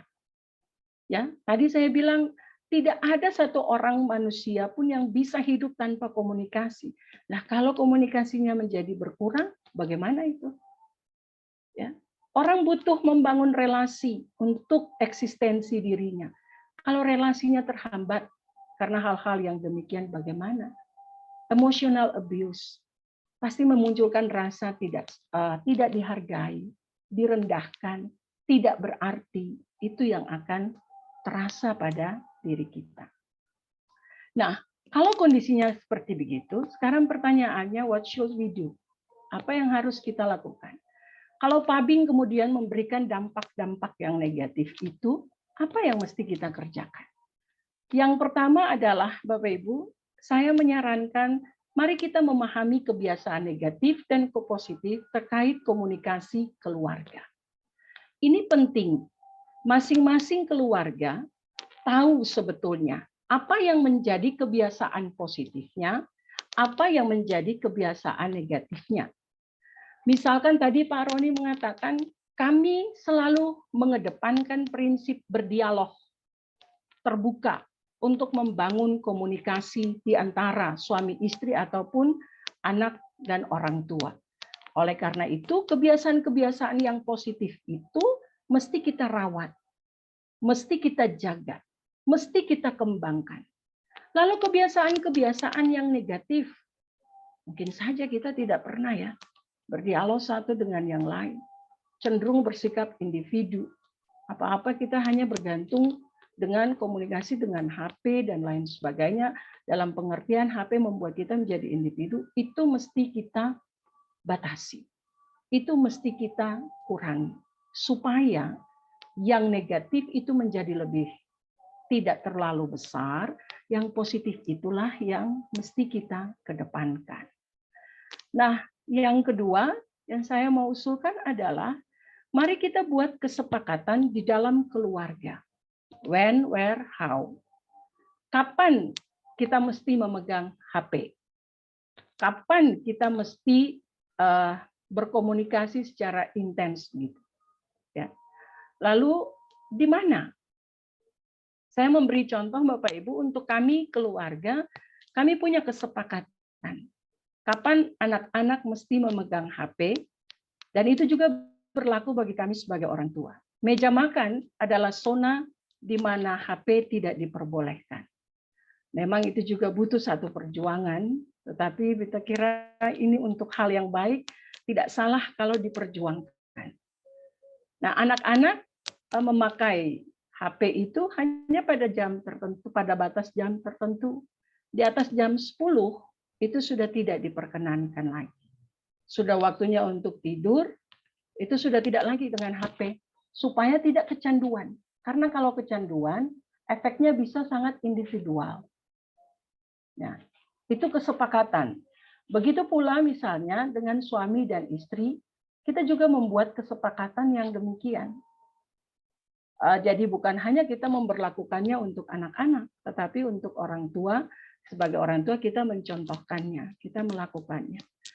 Jadi kalau misalnya kita menegaskan kepada anak-anak meja makan tidak boleh ada HP, supaya sambil kita makan kita bisa berkomunikasi, kita bisa berdialog, kita bisa bercerita, berbicara soal kapan, bagaimana keseharian kita, apa masalahnya ada di situ. Itu pentingnya Bapak Ibu, sebab dewasa ini kita mobilitasnya sangat tinggi. Kita punya kesibukan masing-masing. Kesempatan makan bersama itu kesempatan yang sangat berharga, dan karena itu jangan mau diganggu dengan HP dan lain sebagainya. Nah, kemudian juga di mana ya tadi saya sebutkan tadi, kapan, sebelum tidur, saat kita makan gitu ya. Saat belajar itu pasti tidak, kecuali memang proses belajarnya mensyaratkan dia harus memakai gadget. Di mana itu pasti beberapa zona dalam keluarga, dalam rumah kita bisa kita jadikan sebagai tempat bebas HP, tidak boleh. Supaya di situ orang tua bisa saja berkomunikasi dengan anaknya, bercengkrama dengan anaknya, ya bercerita, bertukar pikiran, menanyakan keberadaannya, dan bisa juga anak-anak menanyakan keberadaan orang tuanya. Nah, itu tips yang kedua yang bisa saya berikan. Yang pertama tadi bagaimana kita memperhatikan kebiasaan positif dan negatif di dalam keluarga kita. Yang negatif kita rendahkan, yang positif kita tingkatkan. Lalu yang kedua, penting untuk kita membuat kesepakatan di antara pasangan atau juga di antara orang tua dengan anak atau adik dan kakak, supaya komunikasi dalam keluarga itu tetap terjaga. Kita tidak akan merusak komunikasi keluarga kita hanya dengan hal yang disebut pubbing. Lazim oke, tetapi tentu bukan sesuatu yang harus kita terima begitu saja tanpa kita kritisi. Lazim oke, karena perkembangan teknologi di sekitar kita, tetapi kita pun perlu memfilternya. Mana dampak yang positifnya bagi kita, itu yang kita ambil, yang negatifnya kita tinggalkan. Kita kira itu saja Bapak Ibu pembahasan pubbing dan komunikasi keluarga dari Beta. Atas perhatian Bapak Ibu, Beta mengucapkan danke banyak-banyak. Sekian dan terima kasih. Demikian Ibu Ebi, Beta kembalikan kepada Ibu. Iya, Bapak Ibu demikian. Sesi ketiga, pubbing dan komunikasi keluarga sudah sedemikian luar biasa. Ibu Ola menguliknya untuk kita tidak lagi perlu mengulangnya. Kita lanjutkan saja langsung ke sesi keempat untuk efektivitas waktu. Kepada Pak Lodewijk, Beta persilahkan. Terima kasih Bu Febi, Bapak Ibu, Shalom. Shalom, Pak. Salam Pak. Ya, Beta rabu-rabu saja karena memang ini waktu sudah 2 jam ya, 2 jam lewat 5 menit. Ini cepat-cepat saja untuk kita. Beta mendapatkan kebagian topiknya dampak pubbing dalam komunikasi keluarga. Tadi sudah jelaskan luar biasa dari Ibu Pendeta Ola berkaitan dengan komunikasi keluarga dan dia punya akibat-akibat jika perilaku pubbing itu terjadi dan beberapa tips yang sudah disampaikan oleh Ibu Ola. Nah, secara psikologi ini ada disampaikan akibat pubbing itu bisa terjadi depresi ya di dalam diri seseorang, baik itu orang tua, suami atau istri, papa atau mama, tetapi juga dalam diri anak-anak jika keluarga inti itu lengkap. Ada terjadi antisosial, artinya masing-masing memikirkan dirinya sendiri dan kemudian mengabaikan yang lain. Bisa saja pasangan terhadap pasangan, orang tua terhadap anak, anak terhadap orang tua, adik terhadap kakak, dan itu kalau dipertahankan lama akan menimbulkan satu situasi antisosial yang bisa berdampak kepada kuatnya sekali sikap individualis. Bahkan bisa menjadi isme di dalam diri seseorang. Kemudian emosinya tidak stabil. Kalau dia menjadi orang yang antisosial, maka kadang-kadang dia bisa marah. Dikejutkan dengan hal-hal yang mungkin saya tidak sesuai dengan keberadaannya, dia bisa marah berlama-lama, emosinya tidak stabil. Dia bisa menjadi orang yang pencemburu. Dan itu gejala-gejala yang kemudian bisa mengatakan kepada kita bahwa dampak dari perilaku pubbing yang sangat luar biasa dalam kehidupan keluarga itu reaksinya seperti itu. Nah, bagaimana cara kita mengatasi? Ada satu terapi yang namanya cognitive behavior therapy. Ini terapi yang menggambarkan bagaimana cara kita untuk memanage pikiran kita. Lalu dari bagaimana memanage pikiran kita itu berdampak kepada memanage perilaku kita. Nah, berkaitan dengan pubbing, perilaku pubbing itu, hal yang pertama yang harus kita lakukan adalah pahami fungsi gadget, ya, smartphone kita. Tadi sudah disampaikan plus minus, positif negatif dari gadget itu. Pahami fungsinya secara baik, sehingga kita tidak menjadi orang-orang yang sangat kecanduan dengan gadget atau smartphone. Yang kedua, pilih aktivitas yang tidak penting selama kita ada di dalam perilaku pubbing. Maksudnya begini, kalau misalnya dalam komunikasi dengan teman, dengan lawan bicara kita, hati-hati sekali, jangan sampai hal itu bisa mengakibatkan pasangan bicara kita itu menjadi terabaikan, kecewa, dan kemudian berdampak kepada ketidaksukaan orang itu kepada kita. Nah, ini berkaitan dengan perilaku kita yang harus dimanage sedemikian rupa berdasarkan pemahaman kita atas fungsi penggunaan smartphone itu. Yang ketiga, ini harus dilatih. Dilatih bagaimana mendisiplinkan diri di dalam penggunaan gadget. Tadi beberapa hal yang sudah disampaikan baik dari Ibu Febi, baik dari Pak Feki maupun dengan Ibu Ola, sudah disampaikan dia punya hal-hal praktis.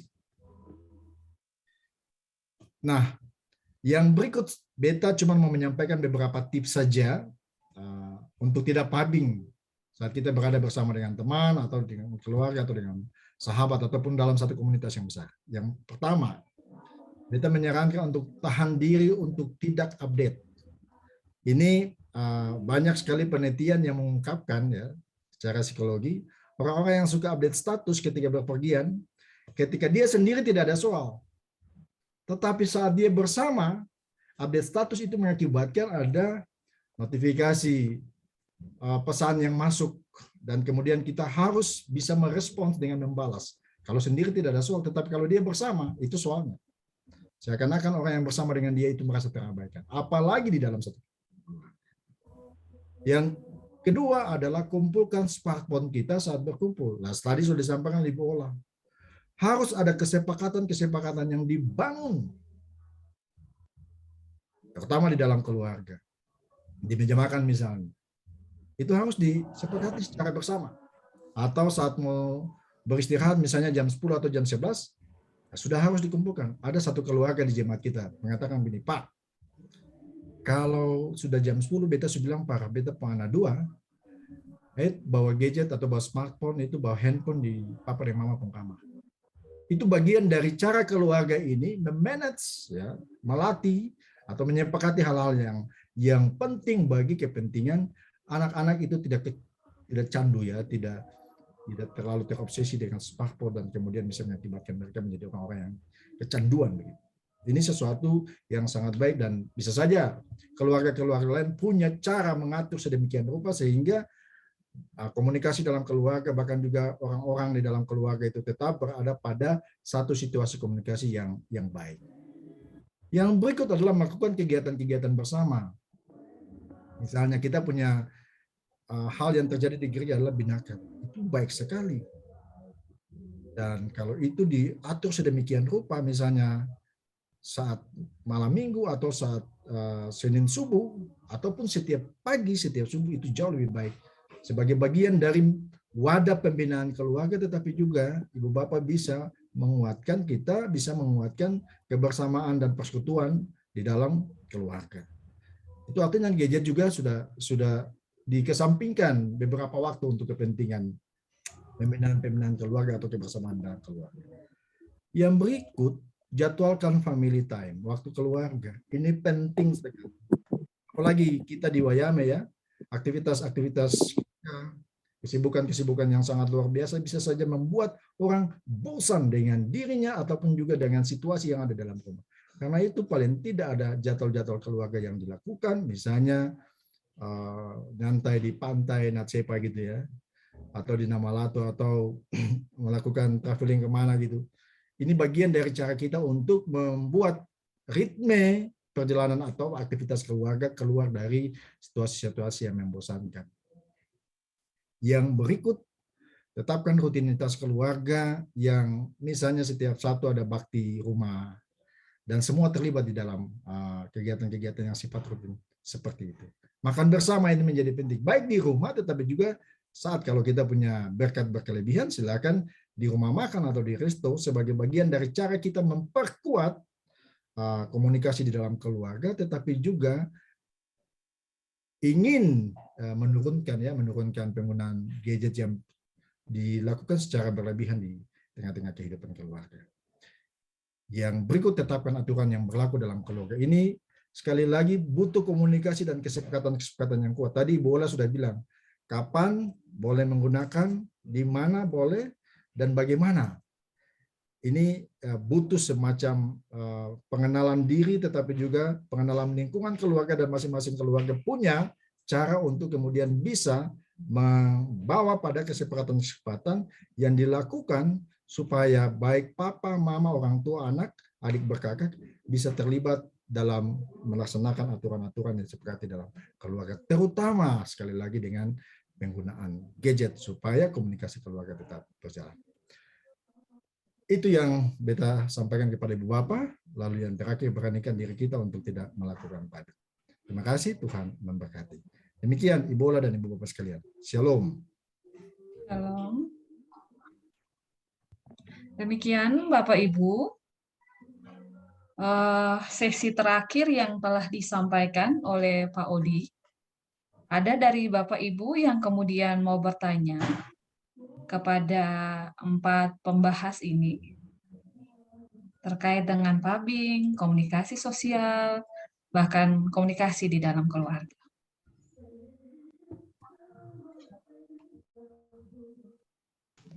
Ya, Bu Ebi, mungkin tadi di sesi sambil Bapak Ibu nanti memberi pertanyaan kalau memang ada. Di sesi-sesi awal tadi sudah sempat masuk beberapa, kalau tidak salah 1 pertanyaan di kolom chat. Tapi karena tadi Beta terpental keluar itu sudah terhapus kalau tidak salah dari Ibu atau Bapak Wardis Girsang Pak ya? Wardis. Iya, betul, dari Pak Wardis Iya. Girsang. Iya. Itu berkaitan dengan tips bagi anak-anak. Iya, betul. Iya. Iya, adakah tips bagi anak-anak? Tips bagi anak-anak dan orang tua bagaimana memilih dan memaksimalkan manfaat positif smartphone sekaligus menghindari dampak negatifnya. Mungkin satu dari Beta, Bapak atau Ibu Pak Wardis, bahwa apa yang kemudian telah diberikan dari sesi ke sesi telah menyatakan kepada kita. Kalau dari Ibu Olah sudah ada bagaimana kita buat kesepakatan dan lebih mengerucut lagi pada sesinya Palo de Week. Mungkin Beta tambahkan sedikit saja bahwa Bapak Ibu lihat apa-apa saja aplikasi yang menunjang aktivitas Bapak Ibu. Lalu kemudian kalau aplikasi-aplikasi yang tidak penting, mungkin saja Bapak Ibu bisa menghapusnya dan gunakan aplikasi-aplikasi yang Ibu Bapak perlukan saja. Dan tambahan-tambahan yang kemudian mungkin akan disampaikan oleh Ibu Bapak, pembahas Beta, silahkan. Ya, Ibu Ebi, Pak Wardis, Beta memang tadi sudah sedikit menyinggung soal bagaimana membuat kesepakatan di dalam keluarga untuk meminimalkan dampak pubbing itu bagi komunikasi keluarga. Tentu ini terkait juga dengan pemanfaatan smartphone seperti yang disinggung dalam pertanyaan ini. Beta kira ketemu bisa sepakat ya, seperti yang tadi Beta sebutkan, perlu ada peraturan-peraturan yang dibuat, peraturan-peraturan yang disepakati bersama. Peraturannya itu kalau bisa dia tidak disepakati hanya orang tua saja lalu kemudian diteruskan kepada anak, tetapi dia lahir dari dialog, dia lahir dari kesepakatan bersama. Anak mengerti bahwa tidak boleh memakai handphone jam sekian itu karena alasannya ini. Efek negatifnya ini. Sehingga dia bisa berpikir dan kemudian memutuskan untuk dirinya, tentu dengan bimbingan orang tuanya, hal itu memang bukan sesuatu yang baik bagi dia. Jadi perlu ada kesepakatan. Perlu juga penanaman ya, kesadaran di dalam diri. Pubbing itu sebetulnya suatu tindakan yang tidak baik gitu. Tidak baik yang kemudian membuat orang lain merasa tidak dihargai. Coba kalau misalnya kamunya tidak dihargai, kamunya tidak dihormati, kamunya tidak dianggap oleh orang lain, itu pasti sesuatu yang tidak menyenangkan. Dan kalau hal ini disadari oleh anak dengan sendirinya, dia juga akan tidak terlalu terlibat di dalam pemanfaatan atau penggunaan handphone yang mungkin saja dia tidak memberi efek yang bagus bagi orang lain. Kalau hal yang positif, tentu saya kira kita semua paham bahwa gadget juga punya manfaat yang positif dan itu berkaitan dengan banyak hal dalam kebutuhan kita.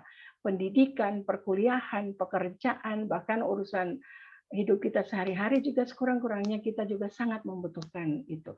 Jadi tinggal saja dilakukan atau dibuat kesepakatan, kemudian kesepakatan itu memang mesti diberlakukan, kemudian dievaluasi, harus konsisten supaya anak betul-betul paham bahwa anak, anggota keluarga, atau yang lainnya betul-betul paham bahwa ini hal yang buruk yang mesti kita hindarkan.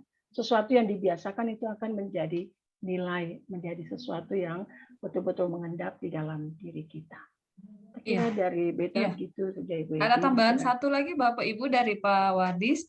Pertanyaannya, adakah penggunaan smartphone ini dipengaruhi oleh budaya lokal dan gaya hidup global yang makin konsumtif, gengsi, dan harga diri? Dan bagaimana gereja mengatasi hal ini?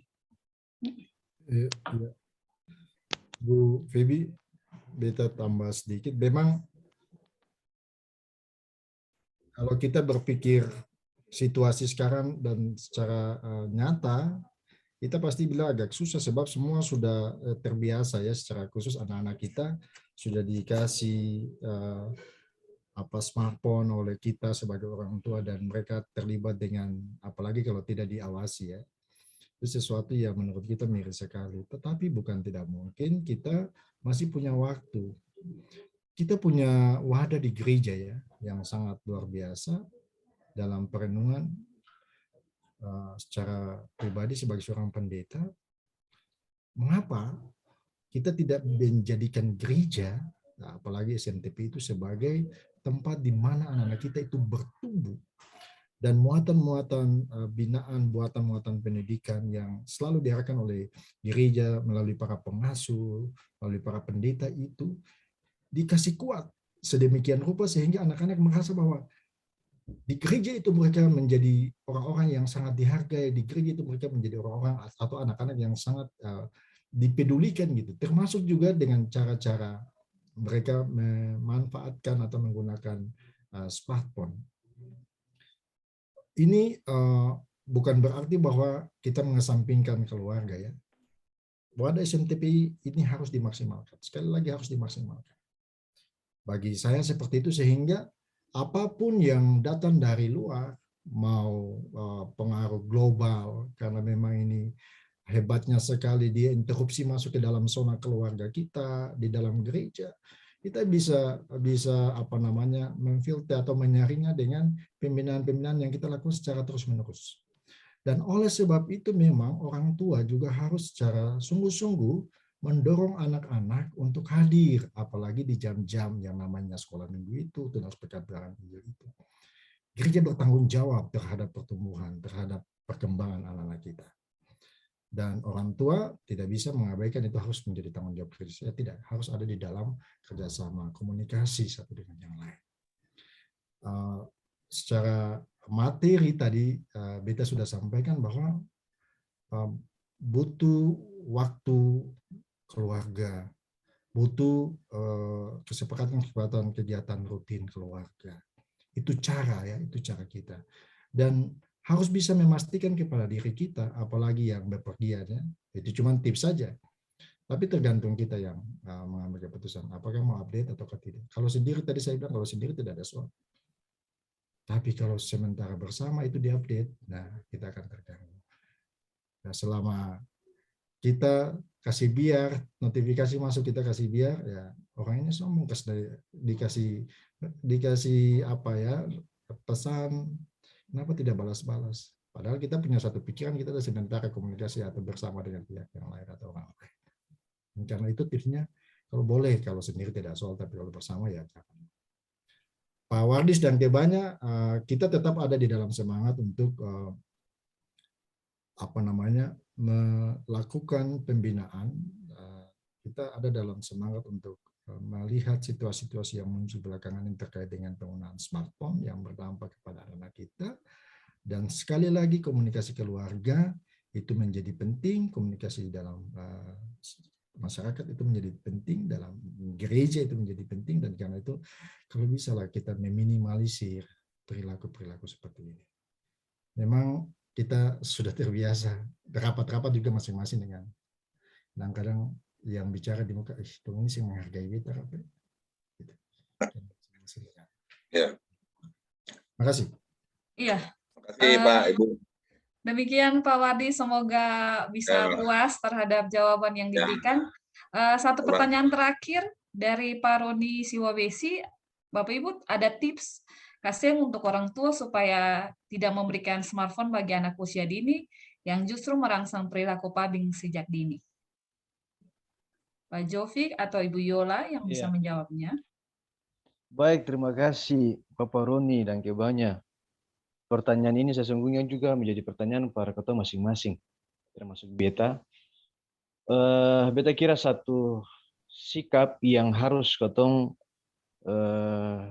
kembangkan sebagai orang tua adalah berani untuk tega. Maksudnya begini Bapak Ibu, tega dalam arti tidak memanjakan anak berkaitan dengan usia anak dan kemampuan anak untuk memahami dan memanfaatkan dampak positif dari perkembangan atau produk IT. Untuk anak yang memang belum sepantasnya mengkonsumsi handphone, sebaiknya tidak perlu. Jujur saya Bapak dan Ibu, beta pun anak umur 10 tahun, kelas 5 SD, baru beta beli. Dari sebelumnya, menangis juga beta tidak beli, beta dan istri tidak beli. Dan penggunaannya hanya pada saat sekolah. Selama PJJ, ya dipakai hanya pada saat Zoom atau interaksi di dalam ruang grup kelas dengan wali kelas, dengan guru-guru dan teman-teman. Tapi kalau sudah di rumah, apalagi jam-jam tertentu sebagaimana yang dijelaskan oleh Ibu Ola terkait dengan kapan, di mana, bagaimana, ya itu betul-betul kami tega, belajar untuk harus tega terhadap anak-anak kita. Sebab pada tahap perkembangan tertentu, anak-anak punya tugas untuk mengembangkan dirinya. Anak-anak punya batasan-batasan yang di dalam batasan-batasan itu sebagai orang tua kita harus bisa untuk mengkondisikan anak-anak kita. Sebab memang Bapak Ibu sebagai keluarga di dalam keluarga kita sebagai orang tua punya tanggung jawab yang sangat besar di dalam tidak hanya membina, tidak hanya menetapkan rules atau batasan-batasan, aturan-aturan, tetapi yang terpenting adalah membuat anak-anak paham apa itu gadget, apa itu manfaat dari smartphone, saat mana bisa digunakan dan seterusnya. Lalu yang kedua, tips bagi kita sebagai orang tua untuk anak-anak, baik anak yang belum cukup umur untuk beraktivitas dengan handphone maupun anak-anak yang sudah aktivitas sehari-harinya dengan handphone dan mengakibatkan perilaku pubbing. Sekali lagi, pubbing yang tadi kita bicarakan adalah ketika komunikasi sosial yang kita lakukan baik di luar keluarga maupun di dalam keluarga, relasi kita batasi di dalam kesibukan kita. Anak sibuk dengan HP tanpa dengar papa atau mama bicara, atau juga di dalam komunitas persahabatan, masing-masing anak sibuk dengan handphonenya padahal mereka sementara berkumpul. Nah itu yang harus kita siasati. Bagaimana keluargalah, beta dan Bapak Ibu semua sebagai orang tua punya tugas untuk mendorong apa yang tadi Pak Odik sampaikan, ingatkan bahwa proses binakil itu merupakan satu indikator penting di dalam pertumbuhan budaya atau iklim keluarga kita yang harus kita jaga, kita pelihara. Meja makan pun tanpa yang orang tua sudah maknakan untuk ketong pergunakan sebagaimana adanya sebagai meja makan. Tidak harus karena perkembangan budaya, lalu kita membiarkan itu merasuki tatanan nilai dalam kehidupan keluarga kita. Tentu kita tidak bisa memungkiri bahwa zaman sekarang ini tidak hanya dalam keluarga, pelayanan gereja pun terkadang bermasalah karena aktivitas pubbing. Ya Bapak Ibu ya. Dalam kebaktian pun begitu. Perhatian di dalam menjalani kebaktian menjadi terbagi karena sibuk senam jari. Jari bersenam di atas handphone tanpa sadar lagi bahwa ruang dan waktu kita adalah kebaktian. Yang ketiga, beta hanya mengingatkan, menambahkan teori yang tadi disampaikan oleh Pak Odik, terapi kognisi. pemahaman, pemaknaan. Beta sengaja tadi Bapak Ibu untuk melampirkan 2 ayat firman Tuhan dari Filipi pasal 2 ayat 4 untuk mengingatkan ketong bahwa sesungguhnya kepedulian kita kepada orang lain itu merupakan sebuah perintah. Sebuah pemaknaan firman Tuhan bahwa kita mengasihi, kita peduli, kita care dengan sesama kita. Dan karena itu tadi dalam Roma pasal 12 ayat 10 beta juga mengingatkan saya bahwa mendahului dalam hal memberi hormat, memberi respon, kepedulian terhadap sesama, itu merupakan suatu nilai kekristenan yang harus ketong pelihara dan kembangkan. Beta kira itu cukup dari beta, Ibu Baby. Ya, terima kasih Pak Jovi, Pak Roni. Semoga bisa merasa puas terhadap jawaban dari Pak Jovi. Mohon maaf kepada Bapak Ibu, kami memberikan kesempatan yang terakhir ini untuk Ibu Jacqueline. Apakah ada yang ingin disampaikan oleh Ibu Jacqueline sebelum kami ada di dalam closing statement? Ibu? Sepertinya Ibu Jacqueline tadi sudah mau izin ada rapat dengan dosen untuk kegiatan hari Selasa. Jadi beliau mohon pamit beliau. Oh iya, baik. Iya, Bapak Ibu, kami mengucapkan terima kasih banyak kepada Ibu Ebi, ada Ibu Dina. Ibu Dina oh iya, masih ada. Ibu Dina. Ibu Ya, Dina, oke. Ada yang ingin disampaikan kepada Bapak Ibu? Ya, selamat malam untuk Bapak Ibu, selamat malam juga untuk kelompok yang bertugas untuk hari ini. Terima kasih banyak untuk kesediaannya, kesertaannya untuk ikut. Terima kasih juga pada kelompok untuk ilmunya yang sudah dibagikan, bermanfaat bagi semuanya dan Tuhan memberkati. Terima kasih Ibu Dina, Tuhan Yesus berkati juga. Bapak Ibu, terhadap semua materi yang telah dibahas, fenomena Fabing itu ada di sekitar kita dan telah menjadi sebuah kelasiman, tetapi sekali lagi kita harus dapat memfilternya dan mampu untuk mengatur fungsi-fungsi gadget itu sebagaimana mestinya. Kita mengutip beberapa kata dari Pak Girsang, mari tetapkan rules, values, dan trust, dan tingkatkan kualitas komunikasi di dalam keluarga, agar seluruh fungsi-fungsi di dalam kehidupan keluarga dapat tercipta dengan baik. Demikian Bapak Ibu terhadap semua sesi yang kami laksanakan hari ini. Kami mengucapkan terima kasih atas seluruh dukungan, kesediaan Bapak Ibu untuk tetap stay sampai dengan jam 21:32 ini. Terima kasih Bapak Ibu, topangan Ibu Bapak sangat luar biasa. Semoga apa yang kemudian kita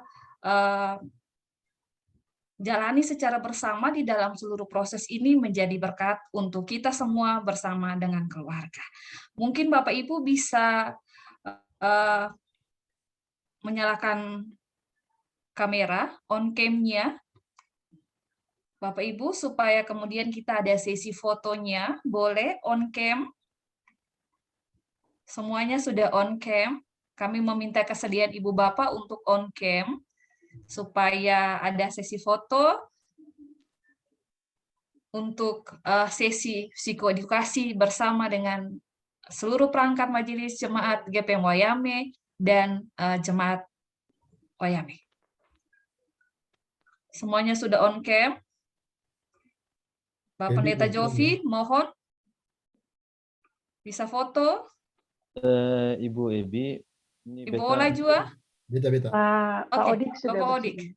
Ini ada sepertinya ada 2 slide, jadi nanti di Ya, atur satu. saja. Oke, Bapak Odik. Bapak Ibu senyum semua ya. 1, 2, 3. Sekali lagi. 1, 2, 3. Oke, slide berikut. Slide berikut masih ada.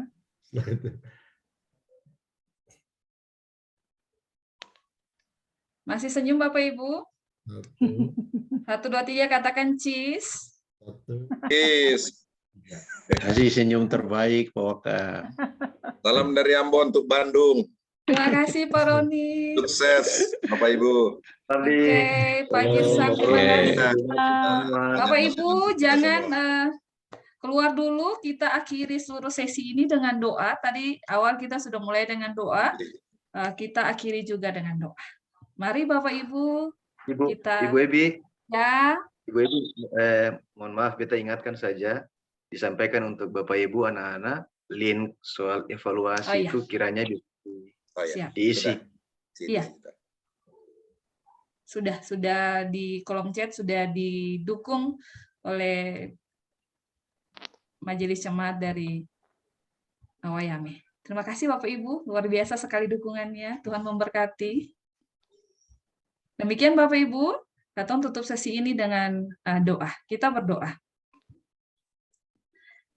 Bapa, kami mengucap syukur dan kami berterima kasih atas kasih dan karunia Tuhan yang begitu luar biasa. Sehingga seluruh proses yang kami jalani dari 7:30 malam waktu Ambon sampai dengan sekarang boleh berlangsung dalam segala baik. Kiranya Tuhan memberkati seluruh proses psikoedukasi ini untuk memberikan kepada kami kehidupan yang lebih berkualitas di dalam membangun komunikasi sosial dan komunikasi di dalam keluarga kami masing-masing. Tuhan berkati majelis, jemaat, GPM Wayame, bahkan seluruh umat yang telah berpartisipasi menopang dan mendukung seluruh proses psikoedukasi ini berjalan dengan baik.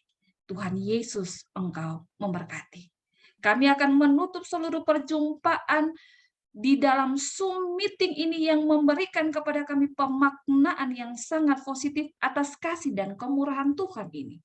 Tetapi biarlah kami bermohon berkat daripada Tuhan. Kiranya kasih karunia damai sejahtera daripada Allah Bapa, daripada Yesus Kristus dengan tuntunan kuat kuasa Roh Allah yang kudus memberkati kita semua. Hari ini, esok, sampai selama-lamanya. Amin. Demikian Amin. Bapak Ibu, terima kasih banyak. Bapak Ibu sekalian. Semangat ya. Terima kasih, terima kasih Ibu. Salam Bapak Ibu semangat. Pendeta. Salam Sukses buat Bapak Ibu Pendeta. Bapak Roni, hormat berkeluarga, Bapak Ibu, hormat Danke Ibu berkeluarga. Ebi, sukses semua Ibu Ola. Terima kasih. Selamat. Eki, selamat sukses ya. Semangat. KMJ, Ya, selamat ya. terima kasih banyak untuk supportnya. Oke. Sama Pak. Terima kasih Bapak Ibu untuk dukungannya. Pak Odik paling putih. Bandung tinggi Opa. Jadi bintang ya. Ya. Dingin. Apalagi topi di Lembang tuh dingin tuh. Iya, Bapak betul dingin. Sudah sering makan peyem juga kali peyem. Kasbi. Oke, Bapak Ibu, Katong live ya Oke, Bapak Ibu, Ibu. selamat. Baik, terima kasih. Selamat. Ketemu lagi Ade, sesi terima berikut. banyak. Selamat Bapak Ibu Febi, Bapak John. Pak Kamu baik-baik ya. Bu Ola. Sehat ya. Ya. Bye-bye Pak. Pak KMJ, sehat semua. Iya. Luar biasa. Bapak Odik, untuk saki ikan Bapak Ibu Baik. Matin. Aman ya. Malina, Maevi, hormat, Madeses. Iya Pak. Bu Pendeta, Mamatin. hormat. Selamat hormat anak-anak